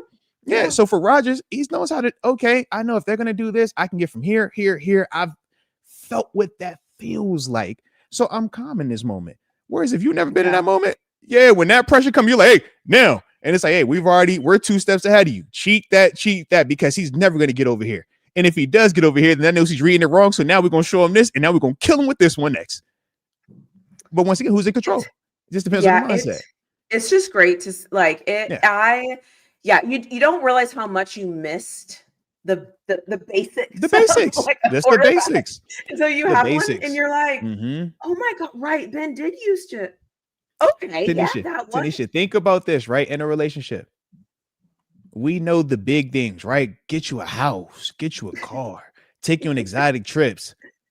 But isn't one of the most basic routine things that we all know since a little kid is just compliment a person? Hey, you look nice today. Yeah. It's the simplest thing, right? The basic, Hey, babe, I like your hair. Hey, I got you flowers. Right? This. I wrote you a little note that just said, hey, I love you. I hope you have a great day today. Exactly. Yeah. The basics, right? We look at that as, oh, but you've been a game manager. You suck. Why aren't you doing this? Why aren't you throwing for 5,000 yards every single game? It's like, bro, you don't have to buy $1 million every single week now. You ain't got to do that. No. Sometimes you do the basics. The basics work. Basics go a long way. Yeah. And you can't forget the routine things. Yeah. I love it. And like I said, we're in a bye week. So there's so many things that I'm like, I could pick and prod, but the truth of the matter is we don't know how good Seattle is or isn't. They actually look pretty good. We don't know if it's real or not. I'm like, hey, they look good. And we also, I feel like I see us getting better. And I think if I didn't see the progression, I would probably be feeling a certain way. But I remember week 1 when I was like, oh my gosh, like, are we going to stop anybody ever? Like, what was that? So now I'm kind of like, okay, I don't know what the Seattle game was. That was interesting, but we had chances. It didn't work. Caleb Johnson, what was that? To then week 3 where I'm like, okay, we have turnovers. Okay, it kind of looks better. It's not great, but I kind of get it. And then this week I'm like, oh, okay. Oh, okay. I kind of like, I see it, So it's like we're slowly like putting together those puzzle pieces. Just a work in progress. And look, at the end of October, we should have even more information, and to a degree feel even more confident. Now, it's not necessarily as perfect, but you should still feel like, we're a group on the rise. And it's still going to fall back to the same thing. I don't care who the 4 opponents are. We're trying to win the quarter. Exactly. I need 3 of them. I'll settle for 2, but I need 3. I'm hunting 4. I really want 4. That's always the goal. But it's like, man, I get it. It's like, we know that these could happen. Injuries happen. Teams play better. You don't play your best game. It is what it is. But as a whole, when we're done with this month of football, if we are the team that we think we are, if we're as good as we say we are, we should be looking up again saying we won the month of October. Yeah, and so forth and so forth. So far, we've won September. So far, the Steelers have proven a lot of doubters wrong, right? Whether you're talking local, fans, national, Vegas, because Vegas, once again, had us not winning. So not only did we win, but, if you had your money in the pot, that means 2 weeks in a row. Now you're feeling real good about yourselves. All right, so shout out. But that's, the thing right now. So all we can do is go off of what they're showing us. Because otherwise, it's like, we're going to do the whole history thing. And if we do history, it's like, well, how do you want to do the revisionist part, right? Because we'll shape our argument negatively around us about playoff wins, but we say the standard is the standard. The standard is Super Bowl championships. So if that's the standard, there's only 2 other teams that we look at to say, okay, they've done that, and that's the Chiefs and the Eagles. So that's why it's like, man, just take it 1 week at a time. 1 week at a time. 1 week at a time, and enjoy the process. I keep saying this, and I'm trying to say it more. We wait all year for this. Don't be so caught up in the, they're gonna ruin it. Oh my God, he's in whine and wine. We wait so long for this. Don't let the moment pass you by without enjoying it because you're too busy whining about things that you don't even know are going to happen. Like, enjoy waking up on Sundays and watching our team. Like, we literally wait for this. And it's like, it's here. And I'm just seeing people whining and complaining. And what about this? What about that? I'm like, do you feel better? Like, do you actually feel better now? Because now when the next game is, you're going to be miserable. Stop whining. Like, just let it play. And so that's why it's just like, can we just take a minute and remember this is supposed to be fun? Remember, absolutely no team is perfect right now. And we're getting better. What more can you want? Yo, shout out to you, man. Shout out to you. But hey, look, but then the flip side, this is why like we be so crushed when it is, because for us, like, especially like the competitors, man, we're always glass half full in the sense that we feel we can be the difference. We feel like, yo, we put all this time, all these resources, all this effort, physical, right, mental, and everything. So when you actually lose, or even at the end, postseason, it's like, yeah, we lost in the postseason. It's like, watch how Coach Tomlin is after these games, after the postseason loss. Watch how these players like, yo, destroy. You're in a, yeah, I'm gonna lost words. I'm shocked. I'm stunned. Like, what you mean? Yeah. We didn't win at all? Like, we really, like, it's done? How? Yeah. Like, no, bro. I don't believe the end of that. Run it back up. Yeah, it's like, because you, like, so you can hear the confidence I speak of in all these situations, because that is literally how we approach these games. But you have to be like that in order to win. Like, and that's the thing that I think a lot of people have a hard time fully grasping, how you can have that level of confidence in all these scenarios. But if you go out there and you're thinking for a second about losing, if you're thinking for a second about this whole, I'm in my fears, and that's why I like, you see me like chuckle when people bring it. It's like, yo, it ain't that. Trust me, it ain't that, man. Like, you're just trying to be perfect though with every single thing that you do, because you know every decision matters, man. You don't get a throwaway decision. I don't get it. Oh, this way don't matter, right? No, man. Even the field goal, you're like, bro, that field goal matters, man. This field goal right here, hey, bro, this is pretty. Hey, if you mess up on this punt protection right here, I know you only play 10 plays a game. Caleb Johnson. Nobody told you that, hey, this one kickoff play was going to matter way more than all these other plays you play. But that's the reality of it at this level. Like, anytime you're on that field, bro, you better take it like, yo, this is the most important play. All right, Roman, you're not going to get any targets today. But when the ball comes to you on this onside kick, if they recover it, we all know what that means. Okay? So, Roman Wilson, hey, Roman, I know this is only your first year out there because you missed pretty much all last year and all that. It doesn't matter. Okay? Hey, and no, I don't want to hear he's never played kickoff return onside kick in that position before. I do not care. If I'm putting you out there, I put you out there because I've seen you do this in practice. I've seen you execute this, and I'm confident you can do this. So you either make me right or you're going to get fired. That's how this goes. And you don't think that's the case? Ask the dude in Seattle, man. Or not Seattle, ask the dude in Green Bay. One of Aaron Rodgers' former teammates. He had opportunity for onside kick. Critical playoff game. He ends up not catching it multiple times, and from there he was seeking new employment and actually never found that new employment at this level. It is that serious. So yeah. And imagine, and I think too, because I'm here on behalf of fans, I'm not saying I speak on behalf of everybody, but my experience is a fan experience. I think that, again, I always go back to my own job. I could not imagine if somebody was watching me in my job intently, every single email and conversation and why meeting, she and like that?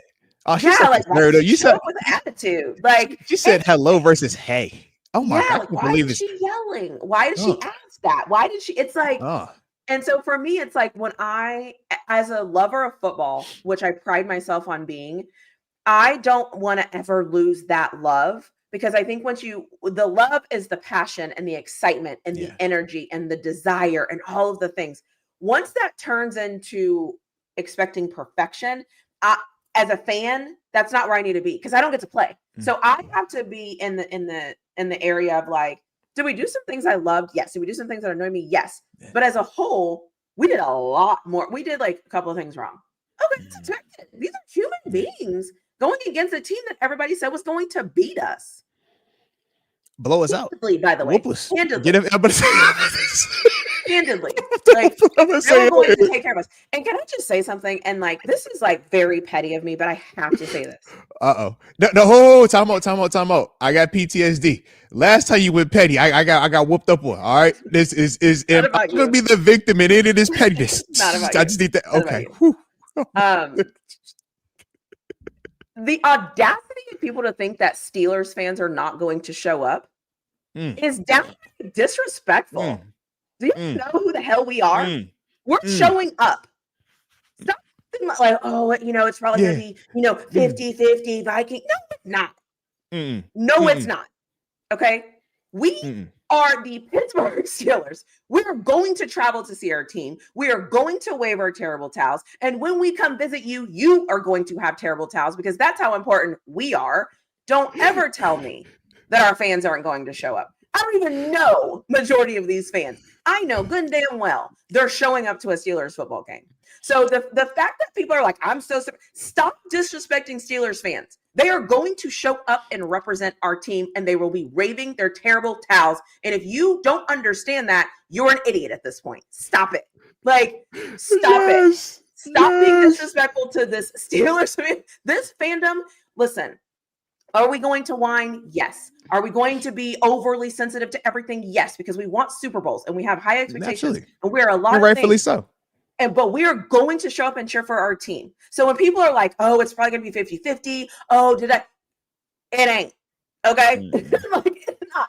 We are probably, I don't know the top of the rest of the schedule on top of our head. And when we travel out west, I know for a fact we're going to have more Chargers fans than the Chargers have in their stadium. Like, don't do Pittsburgh Steelers fans like that. Like, don't do that. Okay? Like, I'm riding for my team and my fandom family. Don't do us, okay? We're going to have more fans than you do in Ireland. Like, get out of here. Everyone was like, oh, I'm surprised. Why are you surprised? Every single time. Like, put some respect on this organization. Like, I'm sick of that. Like, stop. Hey, TaNeisha. So I had to ask, man. I was just enjoying when the game first started. And they pull out the big terrible towel in the stands. I say, yo, I hope it ain't no Vikings fans in this section because we do not care. You're a part of this, all right? You might as well hold the flag up as well. Like, just hold the towel up by you there, all right? Y'all know who we are? Like, put some respect on this fandom, okay? I don't care if you don't like Tomlin anything, but I don't care. Put some respect on this fandom. They're going to show up and cheer for the team, and they're waving their terrible towels. And like I said, we are so relevant to other teams that you can buy a terrible towel when you go there. Where can you do that? Like, anyways. In fact, other teams try to jock us. Other teams be like, oh, we're going to give our rally towels. We're going to give it's a war time. Like, hey, bro, y'all don't know why y'all playing this, bro. Y'all know what it's about to be. All right, you know what it's about to be. I can tell you firsthand experience, okay? I've experienced it on the other side where you're like, hey, they're coming into town. We want to see that. And you're like, bro, I've never seen this many yellow twirly things. What is this in Buffalo? Yeah. I'm seeing it. You're like, bro, what is how we going? Okay. Steelers Nation is different. Steelers Nation is different. And so I just need to get that off my chest, obviously, because I'm like, how dare you all? I'm so surprised. Oh my gosh, they had so many. Why are you surprised? Yeah. Stop it. Steelers Nation is everywhere, man. Stop it. They're everywhere. And how many times have we heard who had to go to a silent count at home because the fans were so loud? Like, come on, that's routine. That's routine. That happens very routinely. Give Tomlin, get it, whatever. I get it. They make a ton of money. Complain to the players. Cool, whatever. Do not come for this fan base. They will show up, and the terrible towels will be there, and you will get that damn yellow lint all over you, and you will like it. Okay. Like, all right, bro. Put the white jersey on this time. Put the white shirt on this time. All right. So I'm done with my rant. I just need to get that out because I'm like, let's come for Steelers fans. Like, let's not act like we're just like run of the mill fan. Like, let's not get disrespectful. Like, put some respect on it. Put some respect on it. Yeah, like, put some respect on it. So I feel better now. Thank you. I like it. I like it. Shoot, what you got left on your end, man? Where we at? Because I was like, oh, we've been in here getting it. This is the fun part of what we do. This is the fun part, man. We just be getting it. Yeah, so I didn't watch any of your shows, so I'd have no idea what you talked about. I don't know if all the things. So there's that. This was perfect. Perfect. Okay, cool. And then the other thing is too, when I came into this, I thought I have my list of things and I was going through and I actually wrote, I was like, I am not critiquing this in a way that, because I could be overly critical but I would literally have to dial down to one play and one moment to one instance. If I got to do that, I don't need to be critical. That's ridiculous. That's like Can saying you say that again? Say that again. Ridiculous. That's ridiculous. That's like saying I lost 30 pounds, but my goal is 35. And I'm going to complain I didn't have the additional 5 and not applaud myself for the 30. I'm sorry. I'm not going down to find things to criticize, because sometimes when it's good, you let it be good. We don't have to always be like, oh, let me find, okay, at minute 11, 12, the punt, and then he was on the right, should have moved to the left. Like, come on, enjoy the win. Like, take it. Anyways, I am loose right now. Okay, I am like just talking and talking and talking. But that's like, I'm like, I will be quiet. You got it. Like, Hey, what my man Rod Dollar say? Let her cook. She in her bag, bro. She in her bag. I'm so disgusted because it's like we literally have to go and dig, and we're like, okay, at minute 7:25 in the second quarter, I'm like, the one that we sacked the quarterback and they were moving backwards the whole time. That one? Because the one guy on a corner route didn't pass off the thing, but we sacked the quarterback. Like, come on. Something you have to say. We had a really good football game. And there were some plays in the last part of the game that we didn't love, that we didn't like. But you know what? Then you have to say our defense showed up. We made the plays. We got out of Ireland with a win. We hadn't been good overseas in a long time. Our 40-year-old quarterback is consistent. Our offensive line played great. Our linebackers look good. Our running backs look good. Caleb Johnson was ready to be voted off the Steelers island unless you saw them in person. Of course, you wanted a picture and wanted to hang out. All those things. True. He was ready to be voted off the island. Comes in, makes a play. Everybody freaked out when Jaylen Warren wasn't playing. Everyone collectively freaked out. I could feel it. I could just feel it in the energy. It didn't matter. Gainwell stepped up. This offensive line stepped up. The defensive line stepped up. Sometimes we have to say, hey, that was good. Let it be good. Don't ruin the relationship because it's too good. Let it be good. Hey, it's going too perfect right now. Something's got to be off. Why are you being so nice? Are you supposed to be nice like this all the time? What you mean? Just every day it's cool all the time? Are you sure we're cool? Oh, what's going on? You like me today? You sure you like me today? All right. I ain't doing that wrong. You doing that wrong? Good? Everything's good? Okay. All right. It's okay to be okay? You said it's okay to be happy. All right. I'm going to try to be happy today. We're going to be happy, guys. We're going to be happy today, guys. Let's be happy. Let's be happy. We got a bye week. Let's be happy. Yeah, and embrace that, because you want to know why? There's going to be a week in week 9 and 10. We're not going to be this way. Embrace this, love on this, build that social battery and that fan battery where you're like, I'm going to feel love with this team right now. Because when it's time to criticize and pour out, trust us, we're going to do it. Okay, on their head, you know that. But right now, like let's collect the loves. Let's collect the we're good. Let's collect the offensive line is working together. It's like we spend so much time wanting to be so negative. Stop being so damn negative. It's fine. We're fine. Be happy. Allow yourself happiness. It's all right. Look, and even if you're not, as long as you're accountable, it's okay. Shout out to Leah Ward. She says, I freaked out. I even changed my picks on who was going to win. I lived in my fears. Leah, it's all right, Leah. I appreciate you being honest, Leah. I appreciate your accountability. That's why I like you.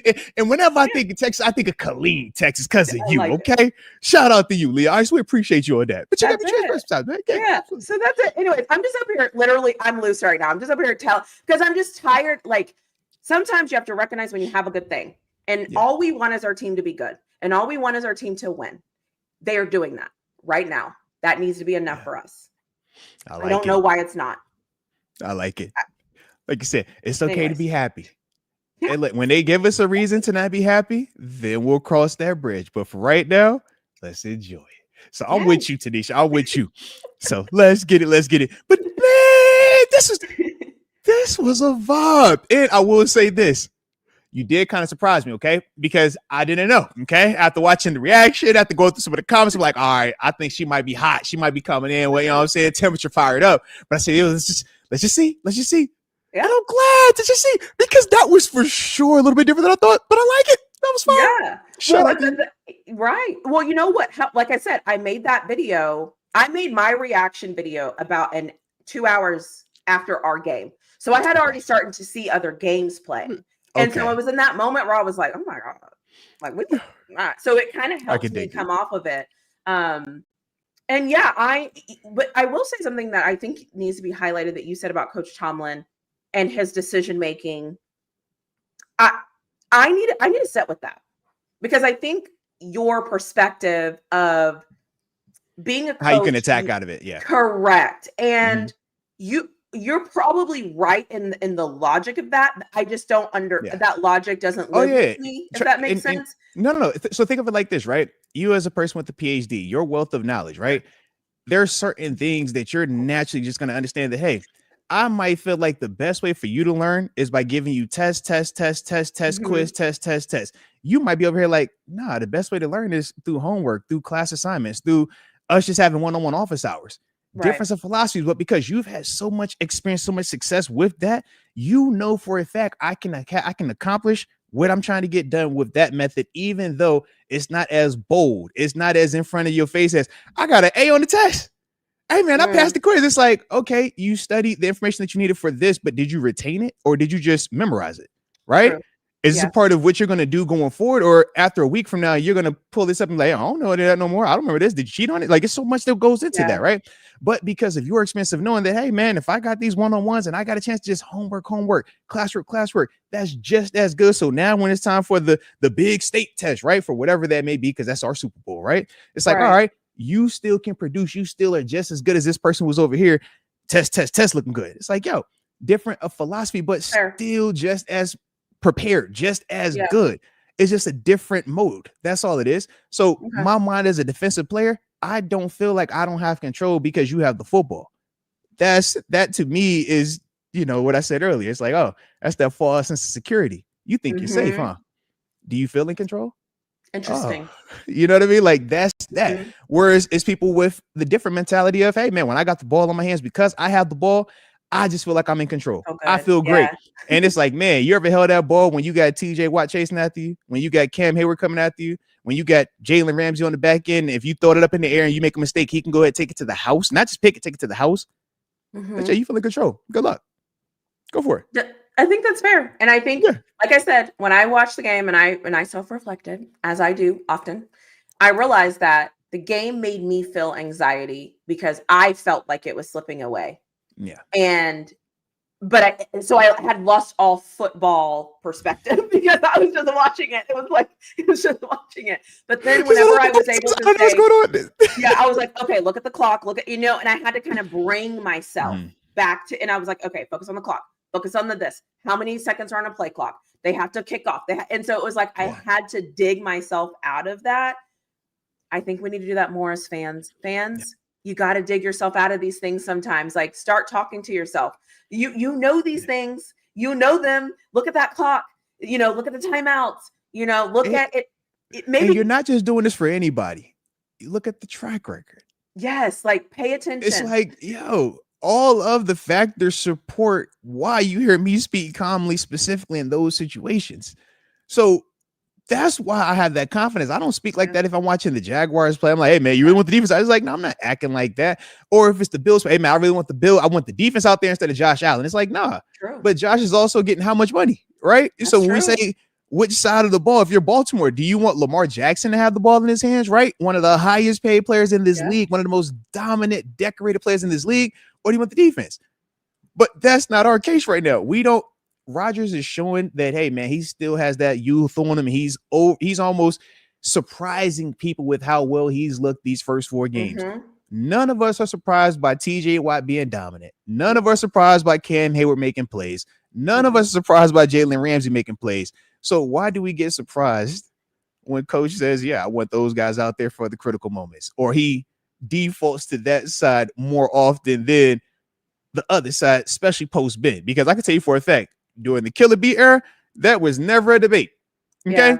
You never saw defense go out there first. The conversation with us internally was, hey, situationally good. I need sacks. I need red zone stops. You can't go up a ton of points. Situationally good. Hey, on occasion, I'm gonna need a stop. Give me when I need that stop. I need you to be good in this situation right here. Yeah. Different mindset, but we knew offensively what they were capable of.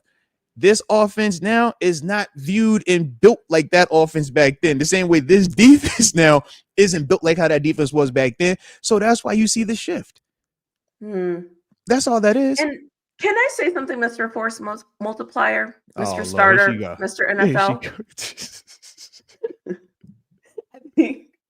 Because you played for the Steelers, and everybody, are you everybody wants to have played for the Steelers because you were very good for us. The guys won. Great things. You were on the field. You got they some matter. sacks, like the guys won.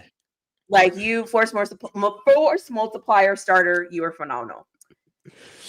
I've also, the more I do this show with you and the more I collaborate with you, I think you have taken on the identity of who Mike Tomlin is and what it means to be a Steeler in a way that is different from the playing perspective. What you were able to provide is, this is what we feel like in those moments when we're on the field. Let me calm you down, because let me tell you what we're thinking. While you're panicking and while you're whatevering, we have actually prepared for this exact thing, this exact moment. We've watched film so many times on every single thing this team is doing. Plus the game is happening. Plus we're getting paid a lot of money to continuously get better. We're ready for this moment. We are locked into this moment. That's Give me a chance to show it. Yeah, correct. Let me show it to you. And that's what I hear you saying. It's kind of like, yeah, I get the panic. I get it. Yes. However, we're on the field and we're built for this. And let me tell you what Tomlin is thinking.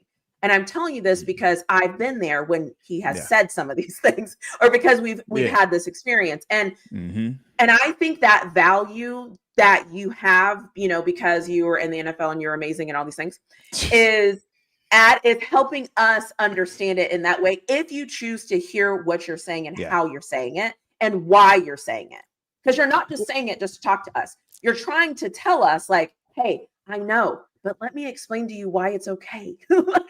I know, look, you know what? I appreciate it. Through all of you blowing smoke over here. I do appreciate the message, all right? Because for sure, that is the mindset. It's like, not just, did I enjoy my time here, but I truly bought in. And I also say that Coach Tomlin is one of the more influential people in my life, both on and off the field, because he's more than just a coach. He's one of the first guys that told me, like, yeah, if all you do is win a Super Bowl as a Pittsburgh Steeler, you have failed. You have not done enough, because we're more than just a champion. We got to do things in the community. We're good fathers. We're good husbands. These are all the things that we want to be viewed as when we talk about representing that black and gold. And maybe it's because I was the transplant. Maybe I came from Buffalo, so it felt like I had to like overachieve and really, really lock in. But it was like, yeah, man, when you go from a toxic situation, at that time, Buffalo was very toxic, right? Compared to coming to Pittsburgh, it's like, man, you go from a toxic relationship to a loving one. You like, bro, I'm locked in. You ain't never got to tell me twice. So you just start to pick up on it. And then through, my 4 years of here, how much success we had following this method. And then you step away and you get a chance to just observe it and see some of those same trends, some of those same, things popping up. And it's like, yeah, that's why you hear me talk about, the guys, especially while Coach Simon's there. Now that will change when he leaves. Right. Because now I don't have, now it's more, hey, I'm just giving you what I see, but it's less about the messaging, because I don't know what that guy is specifically saying. Whereas I know Coach Tomlin, I know his messaging. I know how he delivers it. I know how he's going to prepare it. I know he's going to challenge you, and how it's different for each individual, right? It's not cookie cutter. And it's like, man, you think, oh man, this is his go-to. It's like, no, man, you watch this dude. And when you talk about how to motivate, how to communicate and give and receive that information, I try to take that same thing when I'm communicating with you, with Mark, with TG, or even to the chat. It's like, if I just come here and talk high level X's and O's, y'all go look at me like, number one, what language it is. Number two, it's kind of boring because we can't relate to this. This ain't fun. Like, I wouldn't make it make sense to me. So it's like, yo, let's break it down different ways. And then the beautiful part is too, certain questions that you have, because of your passion in it, it allows me to kind of, all right, now let's get into some of this nuance, but in a fun way, because it's something that you and the chat actually care about. So we do appreciate that. Yeah. And I think, and we can leave out, I know, but like, I just think that is a gift that we have that Yeah. we can take and apply to some situations, because I think for us, we're seeing it a certain way and we're like, but I've learned through having these shows with you that you've changed my perspective of football to then say, it could be this, it could be this. And sometimes I'm still like, no, that was just terrible, right? Yeah. Other And times rightfully I'm so. like, Yeah. you know what? Okay, that actually, I kind of see that. And I will be honest and say, when our defense ran back out on the field, and if you watch games over and over and over, you'll see this. Our defense ran back out on the field, and I could almost feel each guy going. And I could see them almost like it was the weird. I could see them transforming, and I could see them kind of. I could see them almost being like, "We need to go take care of this. We're at work. We It's need all to that, take bro. care of our jaws, right?" It's And time to it's lock like, in. and it was that moment where I thought, "This is what Moats has been telling me." Yeah. Like, Sounded like this it. is the yeah, and again, Mhm. I'm sure that they were doing it too, like on their end, because this is we're Yeah. all playing the same game. But there was something Carson about wins, that Justin moment. Jefferson. They're like, yo, it's time to It's lock in. We time to about to go lock do in. it. Yeah, and Heck it was yeah. nice. Mhm. And it was the first time in a long time that I looked at the players and I thought, they're about to do a job. And they're gearing up to take care of business. And I don't think I would have been able to see that had you not have told me multiple times, close games, and this is your chance to prove it. This is the thing. So it's like in that moment, I was like, yeah, I get it. Like, they're about to go to battle, and I get to watch the battle. and think about how much more confidence we have in our guys because of that. Think about prior to the game, if I would have said, TaNeisha, fourth quarter, less than a minute in the game, would you rather have our defense defending Justin Jefferson, who has 100+ yards, and Jordan Addison, who has 100+ yards? Or do you feel more confident with Aaron Rodgers and the offense going out there, right? And at the time, a lot of people probably just say, yo, Aaron Rodgers gives the best chance. Aaron Rodgers. But it's like, yo, this is why you still have that defense side where we're like, yo, man, I want my defense out there because we're capable. Let us get that opportunity. Yeah. Let me get the opportunity to show you that I've been preparing, show you that I'm nice, because I know what I'm capable of. And when it does work out, it's like, that's the beauty of it, because I'm sure a lot of Minnesota Vikings fans prior to that game would have been like, oh yeah, game on the line, I want Justin Jefferson, I want Jordan Addison out there, put my offense out there, man, I want them dudes out there. And it's like, okay, well, now you guys have to also look in the mirror and say, that same offense almost had 2 picks on that drive and had a self-inflicted critical error that put you in a terrible 4th and forever scenario. But hey, you got your offense out there. That's where your money is spent. So now you got to reassess how you feel about that after that game, right? But that's the beauty of this league, and it's week to week. You play this game 10 times, man, it could go 10 different ways. We know this. Right? And listen, I say this all the time. I want my best against your best any day of the week. And I'm rolling with, and maybe that's the fan in me, but I don't know, something about that. I don't know. I just as soon as and the camera was panning, it was almost like it was panning to like each player, and I could it was the weirdest experience. I could almost see them kind of being like, and you could see it, and they were just kind of like, all right, like let me get loose, let me get focused, like let me just like focus in on this thing. And that's the joys of football. And like there's nothing better than football. As a former volleyball player, my first love is volleyball, but there's nothing better than football. There's just nothing better. There's nothing better. Let's go. There's nothing better. Let's go. So anyways, I'll stop rambling. So I like how you dropped that volleyball topic right at the end of the show.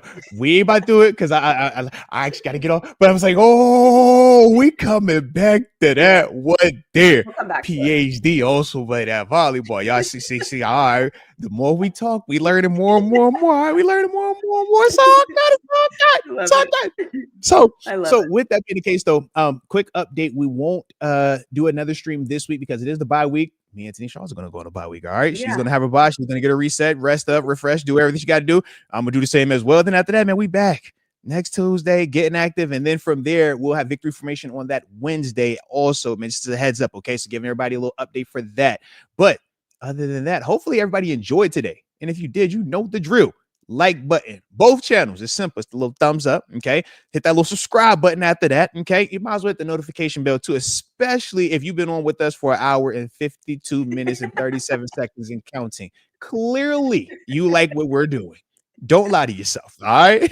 And then once you've gotten to that Obviously, if you want to put a little skin in the game, you know, so you want to show that you're an overachiever with your fandom, right? Your passion, just like how we are about the black and gold. Well, we got these membership things as well. All right. TaNeisha drops her videos as well. A lot of content over there. And you know your boy doing the same over here with the upper room. So make sure you support both of us in that capacity also.